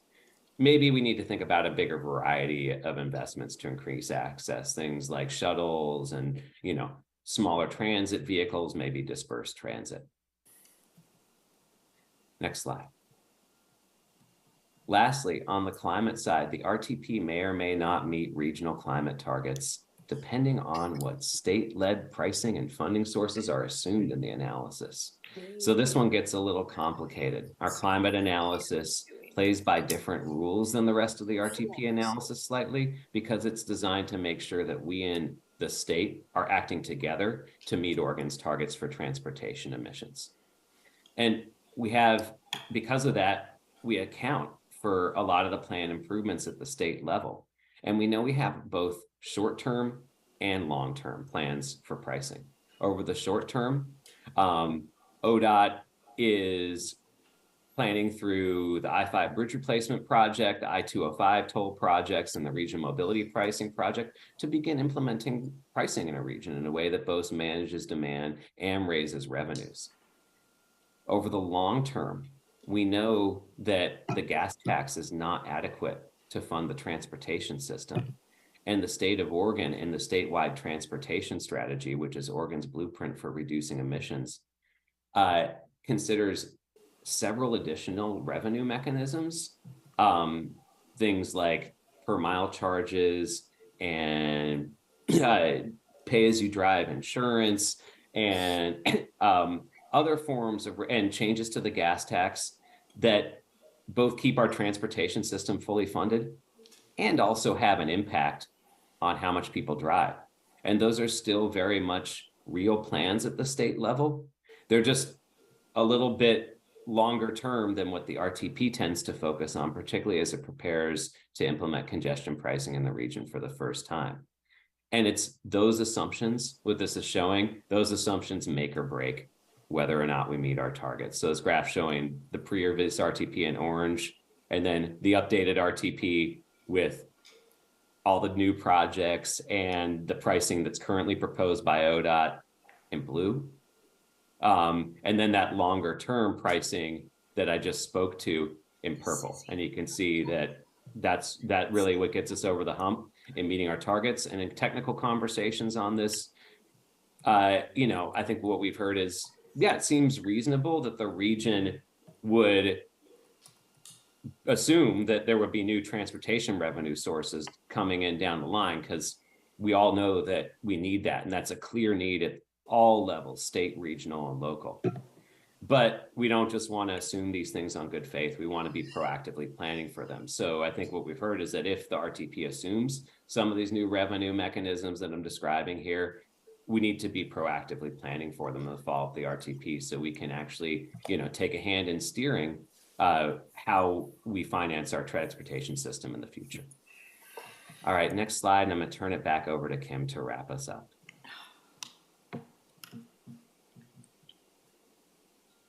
Thanks, Elliot, and I'll quickly go through what we heard because we do want to have an opportunity for counselors to share what they heard at the workshop last week and to start the conversation. But I think just overall, there's just a strong recognition that we're at an important point. Kim, can you slow down? Your audio coming through is really bad, at least for my ears, to be able to distinguish words. Yep. So if you could just slow down a little bit and I think that might help. Thank you. There was strong recognition that, the region is at a really pivotal moment. There are many crises that we're experiencing: safety, climate, affordability, and the RTP is going to be an important tool to really help address those. And that it also represents a statement of our region's values and priorities. And that has been a lot of the conversation that we've been having with Council and JPAC, throughout the process. I think there was also a recognition that we may need to be doing things differently. We need to continue to change our approaches to make the plan more meaningful, engaging new voices, changing how we're framing the problems, and also how we're evaluating what the solutions. And I think we've been doing that in this process, but we need to continue going forward. There's also a very strong recognition, and I think this also came out in our public engagement, that the near-term project list, those projects that will be built or that are on the list to be built between now and 2030, those are the most likely to be built in the next 20 years under current funding, expected funding. And those are the things that are going to be really shaping our region in this near term as we're trying to get a handle and get ahead of the crises that we're experiencing. As part of the conversation, there was also a recognition last week that the RTP, not only are we trying to address our needs and priorities in our region, this can also be a tool to identify state-level policy and funding changes that may be needed to give us more resources, more tools, or authority to meet our goals. And I also wanted to acknowledge that there was some conversation about displacement and concerns around that, and that there is future work that we'll need to do around that as we're going forward. Next slide. In terms of the specific feedback we heard on the project list, investment, lack of investment, particularly around the edges of the region, is of concern for some of the JPAC members that we heard at the meeting. Also, that overall more near-term investment in safety, particularly on those high injury corridors and intersections and in equity focus areas, is needed. And that those are some specific change that came out of the conversation. There was also, based on what Elliot just presented on climate, there is concern that we may not meet the targets, but I think a recognition we need to get there and figure out how we're going to go about doing that. And we'll continue to work on bringing information forward about that for council discussion. And then in terms of the analysis, what we also heard in some of the small group discussions are that a recognition that the targets that Elliot's been presenting earlier, those targets are a mix of different sources and data, and some have been in the plan for a long time, some are more recent, and that we may need to re-examine those targets and whether they're the measuring success in the way that we want to be measuring it. And recognizing that the information that we're presenting, it's a lot, it's regional data, it's very useful, but it also has limitations. And that's where we've been working to bring in the local knowledge and information through engagement, working with our partners to help identify the solutions to address the many needs in the region. Next slide. So this slide just shows some ways in which, because this was another question that was posed at the meeting last week, is, well, what can JPAC and the Metro Council do to better align the RTP to get to the goals that JPAC and the council have laid out. And so these are examples of the kinds of things that could be asked of our regional partners between now and May 24th, which we had set as an opportunity to make refinements based on the analysis and engagement that we've heard, but also as we move forward into that public comment period, that we can continue working to make the plan as best of a plan as it can be to advance those priorities. So better defining how individual projects are advancing the goals through updating project descriptions, moving projects from the long term to the near term, particularly focusing on projects that are located on the high injury corridors that may be addressing safety, but also equity and climate. Moving projects from the strategic list, that's the projects for which do not fall within the revenue forecast, but are also important. And then there are projects in the plan that are buckets. Those were projects that are not place specific, that may be aimed at addressing safety, may be aimed at completing gaps in the active transportation network, but they're not place specific. And so they were not able to be evaluated as part of this work. And don't represent a commitment or statement of what actually would get built. So those are some suggestions and opportunities that build on what Elliot just presented. So the last slide is just the next step. Next slide, please. That Tom laid out. So in June, we're going to be coming back for more discussion and action from JPAC and the council to release a draft plan and projects leading into the fall. For final action by the end of November. Next slide. And then the last slide is just what was in your work session packet of some of the questions. And so if you want to, I'll turn it back to you, President Peterson, to lead us in the discussion. Do you want to put the next slide? Yeah. So just what observations does council have from the discussion and information here? And in particular, are there things that council would like to see to help best align the community priorities and policy framework with the projects in the plan as we go forward, particularly in that near term? So with that, I'll turn it back to you, President Peterson. Thank you. We have a series of questions. I'll start with Councilor Gonzalez, but I guess I have some observations I'll give at the end, but I would love to hear you give just a quick, Tom, maybe just because of audio, the council's role in the decision-making process. Sure. So at this point, we're going in an abbreviated fashion to JPAC and council to get this draft document released to the public. We've not included MPAC in that review as we normally would in the adoption process, just trying to fit it all in. But when we get to this fall, we'll be including MPAC as well. So what council will get is a recommendation from MPAC on an RTP for adoption that is not binding. That's advice to you from policymakers and community representatives at MPAC. If for folks who've been a JPAC member, it's a different relationship. JPAC and council must agree on the RTP and both adopt it. So the flow there will be that JPAC and MPAC will both be moving an RTP through to the council to act on, but we'll need to make sure that the council and JPAC versions are the same. So the council role really it is advocating for the council's concerns and preferences for what the RTP looks like in the fall through your membership at JPAC. That's a super important part of this. Since you've got 3 members and you chair that committee, that's where the dialogue happens to make sure we have the same plan being adopted by the 2 bodies. When we go through the public comment, we're going to really try as staff to narrow down to a few discussion items that seem to really be the main thing that the main issues need to be addressed, whether it be projects or policies.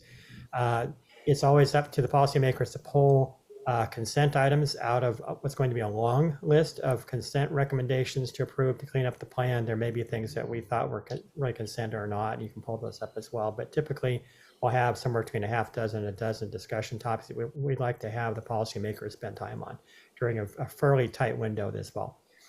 Does that get at your question, President Peterson? Council, any questions on our authority and our role in the process? I just wanted to start there. All right, Councilor Gonzalez. Great. Well, just a few comments. Thank you, staff, for an incredibly diligent process. If folks recall, we've had 7 JPAC council workshops, including the one that we had a few days ago. And I think that a lot of the conversations, direction, value setting is reflected in what we saw today.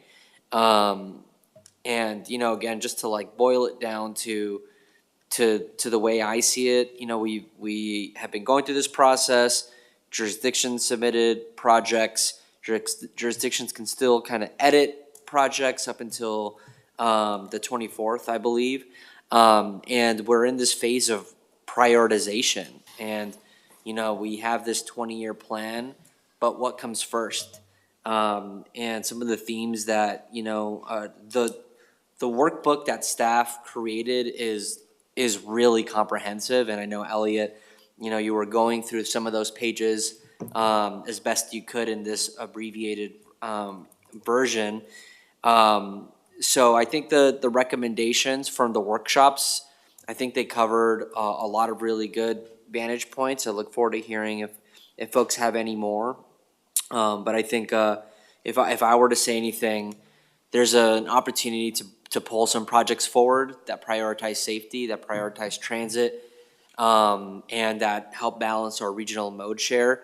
The plan is really, really highway heavy. Like that's just, Yes. that's just, there's no ways around it, right? It's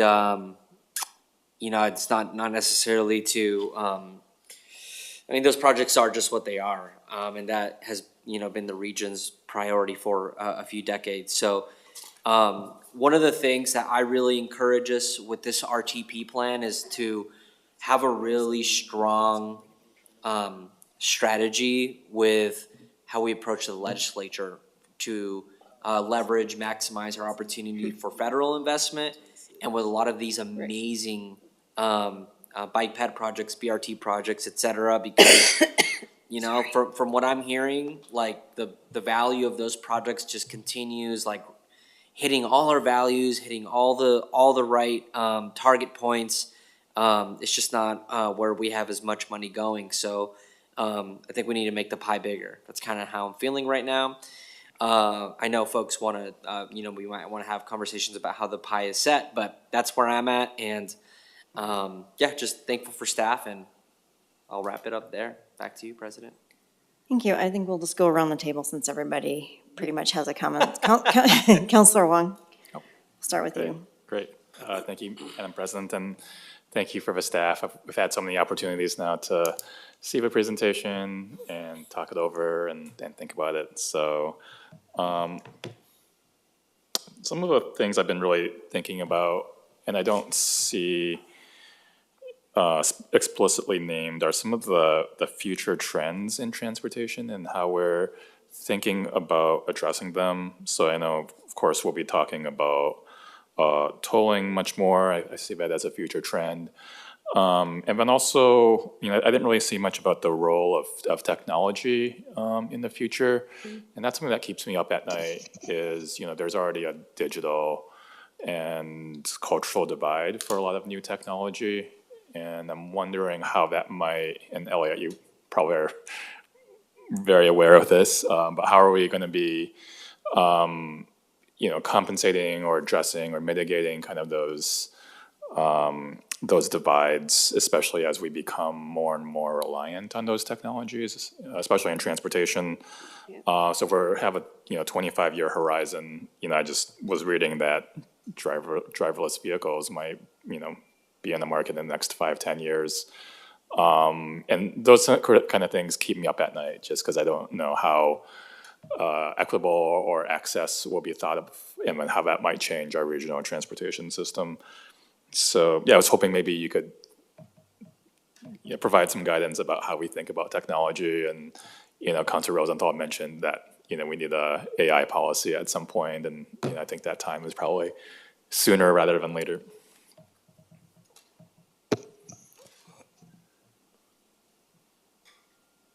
Ellie, do you want to respond to that, or respond? should, okay. Yeah, I think, so, those are great questions, Councilor Hong. I think that, one, I'm not sure if teleworking was in your list of new trends. I think teleworking was in your list of new trends to keep track on.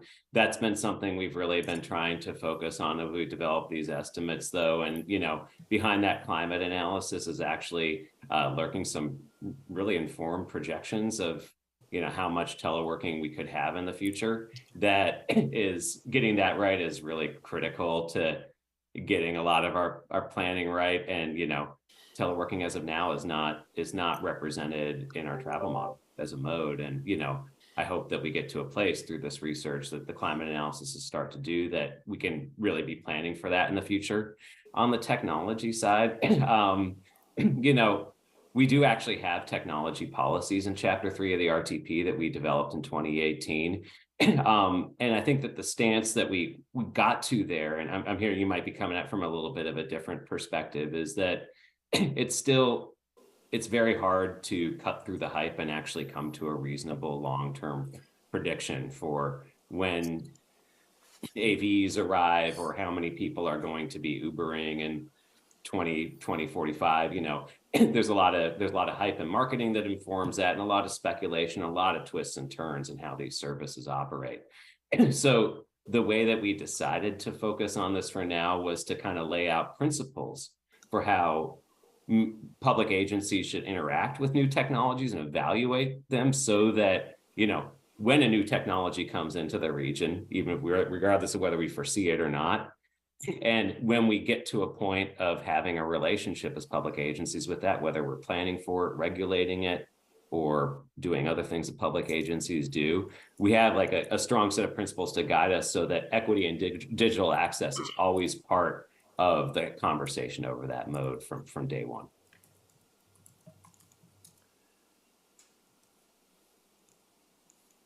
Okay. Good. Lots of process. Nope, I'm good. I'll keep thinking about it. Thank you. I'm sorry. I'm gonna put my glasses on so I can see yours. Go ahead. What'd you say? Yeah, I think I just wanted to, be thinking about those future trends, especially just, in transportation, but also, you mentioned work from home, but also, with increasing automation, that will also increase or impact the job market and how we view work. So yeah, those have kind of been rolling around in my head, and I'm wondering, how those are being incorporated. And I think it really is on us to think about some new policies and values about new technology, but I'll leave it at that. Thanks. Thank you.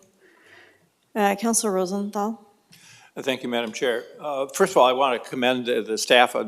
They've done a tremendous amount of work and a tremendous amount of good work on this RTP. It's a complicated issue, as I'm sure they understand. There's two areas, first of all, that I'd like to say that I'd like a little bit more information. First of all, I'd like a breakdown of the $73 billion by the three categories. In other words, the immediate constraint, the longer-term constraint, and the what do you call strategic? Because some of the strategic projects are just really dumb, frankly. I've looked at some of them, and they just shouldn't be done. So including them sort of inflates, plus their estimates are probably much more speculative at this point in time. So I think the breakdown there would be helpful. I'd also like a little bit more, and this can be done offline, clarification on how we look like we're doing all right with economy, but not with mobility, and that seems pretty much counterintuitive. And so I'd like that, a little bit more explanation of that, and I can take that offline. But I do want to make a general comment, and I'm going to channel former Councilor Craddock a little bit on this, is that the RTP is a good thing, and I read the previous RTP, and the one thing I thought was missing was a comprehensive vision of what a complete transportation system would look like. And there was a lot of emphasis on projects, and this was brought to mind last night. I was at a public meeting in King City, and they're being forced, well, they're going to expand, and we know that they're going to expand in Kingston Terrace, but they're being told that they have to have a collector system to carry traffic from the north, Hillsborough and Roy Rogers and Shoals Ferry down to the south toward I-5, and it has to go through this new neighborhood, and they're not very happy about it. And the question they raised was, so why wasn't this foreseen in the 2018 RTP? And I guess my answer was to them, and maybe I'm wrong, but I said, sometimes there's a little bit too much emphasis on projects and not on the overall vision of what things look like. A transportation system is a physical system, so sometimes we focus on specific projects, and the cities cannot be, or the counties cannot be faulted for focusing on specific needs, but sometimes that is different than a regional vision. So I guess my question in a larger sense is, how are we going to evaluate whether we have a larger regional vision of what this is going to look like when it becomes a complete system? That's more of a hypothetical. Actually, I think that's up to the council. And staff, I'm going to just jump in because I think that there's a conversation we'll have with our new planning director and our COO about how do we start scoping moving from Metro 2040 to 2070. And it is not until we have a land use plan that we can talk about a complete transportation plan. And so I think part of what we're running into, and we run into every single time we do an RTP, and I'm sure I'm going to get nods from the entire team up there, is this issue about the federal requirements of moving forward a project list so that they are eligible for federal money, for state money. And that we actually show a prioritized list, which is what we are being asked to do by the federal government. That feels like a trap sometimes, because you get into the conversation about projects and the staff are trying to show outcomes of the complete 20-year list of projects, but it's based on what you accelerate in the first 5 years, because the next RTP comes along and there's a whole new list of projects. So it's really only about the first 5 years. It's not about the entire 20 years. Are you on a trend line, or are you not? By acceleration of those first 5 years. I think what I would go back to is sitting on my 25 years ago with most of the team up here on the screen, is that we need to actually come up with our land use conversation and then reverse engineer our way back into a transportation system that meets target goals. And we can get on a trend line with 5 years, but we can't designate an actual outcome that we want as easily. So it's not an excuse. I'm just saying that there is a way out of this conversation to get to where you want to go. We need to figure out how to start that conversation, because we put it off now for the pandemic. And it's going to take quite a bit of work to figure out when the region is ready to do that high level of planning and really dig in. So I want to put that out there, because I think that's really important context. And I don't know if staff have anything to add to that, but that's my fundamental belief, is that this is always a really hard conversation to have when it's a list of projects that you're trying to create for federal appropriation type of money, so. If I might just add, I generally concur. And I guess my point was that the project list is a necessary but not necessarily sufficient situation, so. Yeah, we're lacking an update in the context, so.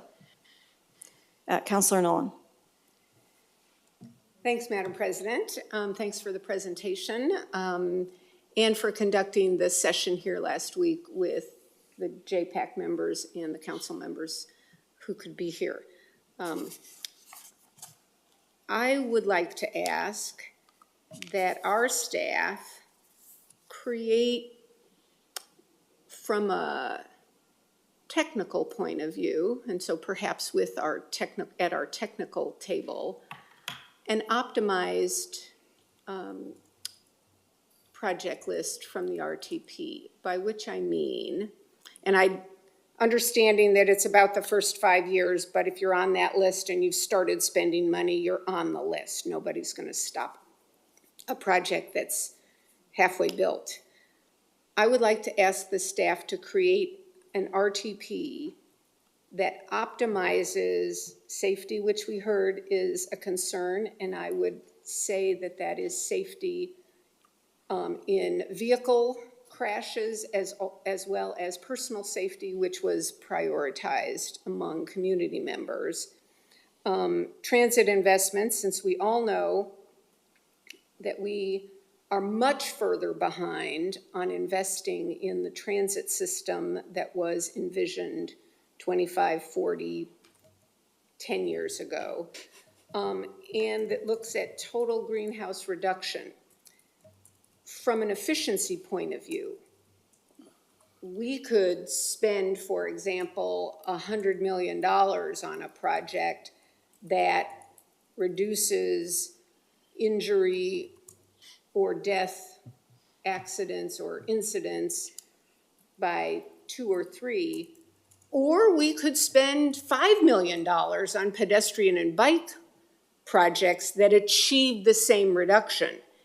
And to have a list that is optimized for the things that the JPAC and the council have said are our priorities could inform how we prioritize specific projects. I think it almost would have to,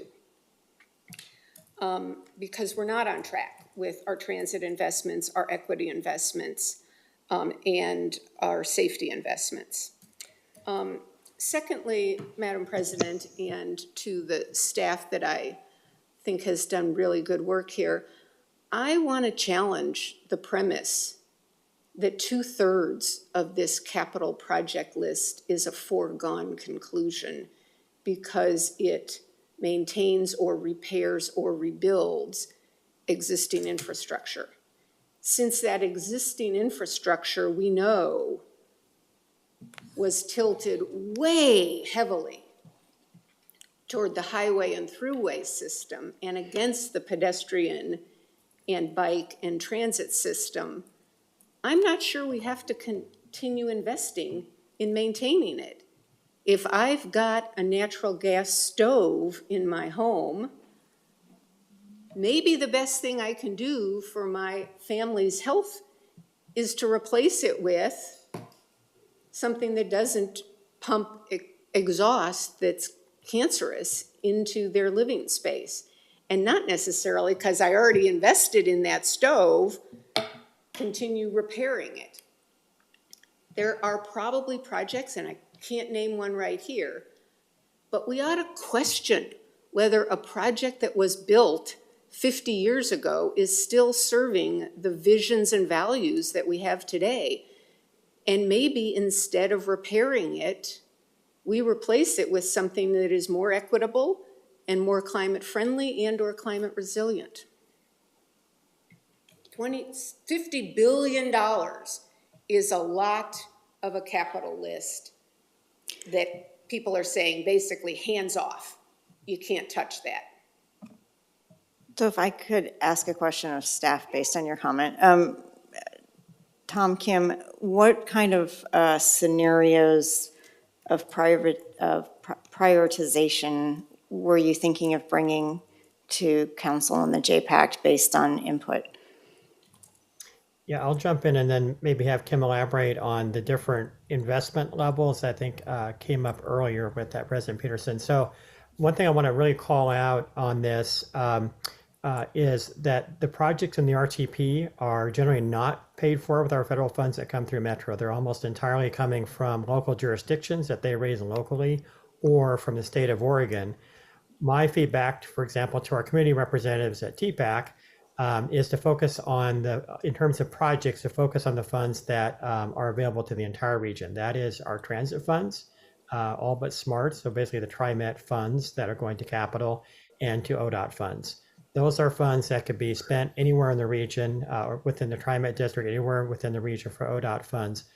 It gets a little harder with the city and county projects because that's their money and they've got their local plan.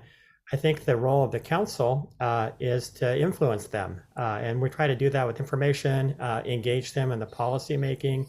The workshops we had last fall that Councilor Gonzalez mentioned, that's really the exchange of ideas and helping move things forward. And I'm actually not Pollyannish about that. I'm looking back on the fact that most of our best policies come from consensus building on good ideas. It's because, regulation is important for Metro. We can do that, but that's almost always followed the idea getting on the table. So what I would say for this round is that we can look at the big projects that are coming from ODOT, and we've already started to do that a little bit because there's more than the big three in this list. There's more than I-5 bridge replacement, the Rose Quarter project, and I-205 bridge.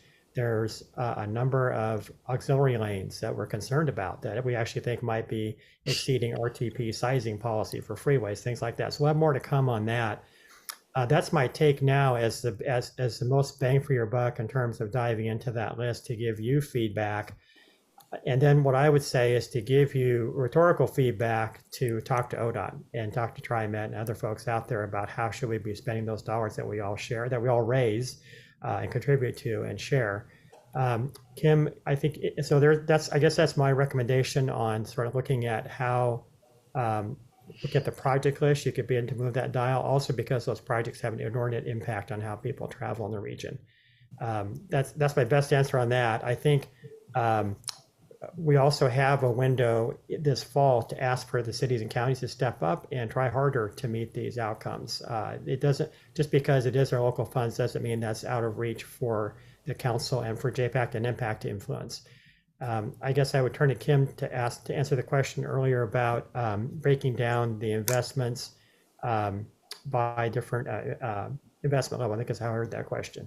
Yeah, thank you. So I think in terms of those scenarios, breaking the project list up into those buckets, as Councilor Rosenthal was describing, near term, long-term, financially constrained, and strategic, those are really the scenarios. I think we also did the high-level assessment across the goal areas, and that's something, if there is interest from council, for us to bring back things such as what Councilor Nolan was just asking for. This is an opportunity for council to ask that of staff.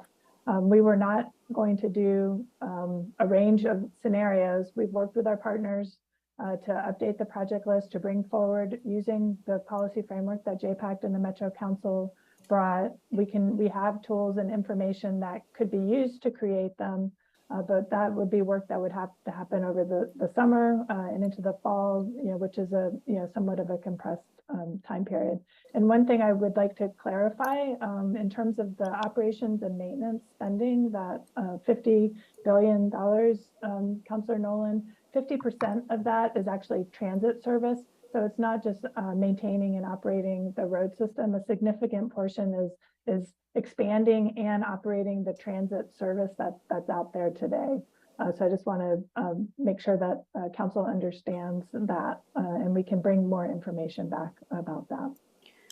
So I guess based on that information, you're hearing a direct request for staff to present next steps, some scenarios based on what you've heard from the public, what you've heard from council, and what you've heard from some of our stakeholders on how to prioritize some of these key outcomes that we want to see, and whether we put one thing ahead of our other. What does that mean in terms of the 5-year, the 10-year project list? I really start to not care after 5 years because we have a new RTP after that. But and then point out what projects would need to step up in order to be part of that accelerated 5-year program. I guess that would be my direct request, is to come up with some scenarios based on what you've heard. Thank you. Okay. Councilor Simpson. Thank you, Madam President. Thank you, staff. I think I've heard this briefing now about 4 times in the past couple of weeks. So I know Elliot has and Kim have been really, making their mark, but also, working with all the jurisdictions to get that project list updated. And I want to appreciate the comments by previous counselors, particularly around technology and land use. That was my concern. I think that was a big concern that came up at the workshop, was around displacement. And I think a lot of that land use conversation is going to happen on the fringes, where we have underutilized lands, a lot of folks of color, a lot of low-income people, and people who speak English as a second language. So I would like to see, as we move forward, a clear, concrete strategy around closing the gap around transportation and land use planning within Metro, so that we can have a vision that Councilor Rosenthal brought up, but also as we think about that transportation vision and how we see that system working, I would like to also include our neighbors to the north. That was a concern of theirs as well, is that they were not represented in the region, which I get, bound state lines and things like that. But as we think about how we move people around this region, we all understand that people don't necessarily abide by the jurisdiction. They live and play and do things wherever they would like to. But it is our job and our duty to make sure that they can get to those places efficiently and safely. So making sure that we have that overall vision. And I will also say, I am disheartened to see, a lot of those projects be highway focused. I would have loved to see more of our orphan highways included in that RTP list. I know we had a couple, 82nd, which is now owned by PBOT, but also some projects on Powell. But that real emphasis around how are we really serving a system for folks who don't have access to cars, who use transit frequently. And from my own experience and perspective, I would like to say, how are we making age-friendly communities so that our seniors, our kids, folks with disabilities can move around more easily in their communities and get to things that they really need. All goes back to land use and how we also think about that. So more of a comment than a question. I just wanted to put that out there, and I want at least some urgency around how we look at land use and transportation together. So thank you. Maybe one of those scenarios can also be an investment strategy based on land use. All right, Councilor Lewis. Sure, thank you so much. And I'd like to thank staff so much for the good work. And I know that it's kind of strange for us to be looking at kind of moving forward with options when we've been at this for over a year, but we really have about 4 or 5 months to dig in on some of what's going to be the hardest conversation. So thank you in advance for your patience with us as we kind of go from what's been a very traditional planning pace into, the real iterative process. My hope is that we can not only use the equity metric to examine how we're moving people around the region, but also bring equity concern into moving stuff around. Traditionally, freight hasn't been scored with the same eye to equity. But in particular, as we look through future technologies and future patterns, I think that there are some equity concerns for moving stuff as well as people. And then finally, I am hoping that this council and JPAC can have a conversation about how the direction from the governor to ODOT for 2-year pause on tolling affects how we do our planning on pricing in this plan. 2 years is nearly half of a 5-year plan. So it will have an impact directly in terms of project assumptions. But I also think that it invites us to lean into what parts of the conversation we need to bring into sharper focus that ODOT hasn't done for itself or for those it's supposedly serving. So I don't think that that's something we can solve today. I don't think it's something that staff has an answer for, but I do think it is between this council and JPAC for us to decide where we need to add additional policy and where we need to pivot and where we need to acknowledge the 2-year pause as part of this process. Good point. And maybe not even part of the RTP, but convening to be able to move forward on what is and should have been a negotiation about the impacts. So thank you.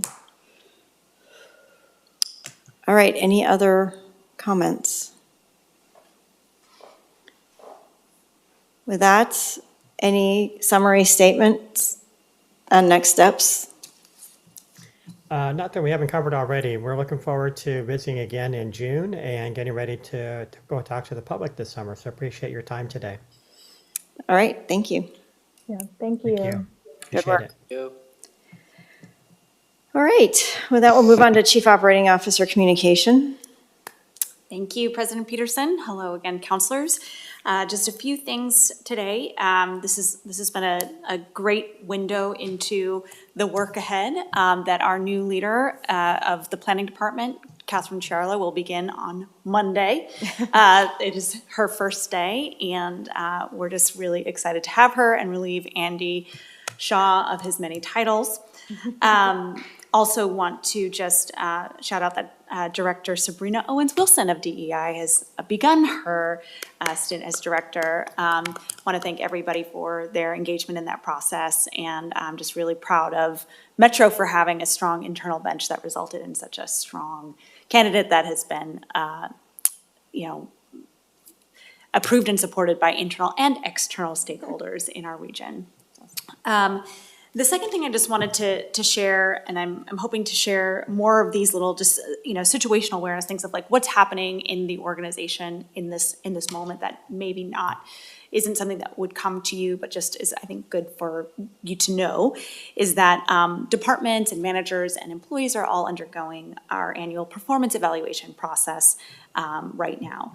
And this is a process that is evolving. When I got to Metro, there were some very intense forms that I think were not super useful to managers or to staff that we are looking at and trying to encourage managers to have regular check-ins over time and build a relationship with their employees rather than, kind of saving up everything for one moment in a year.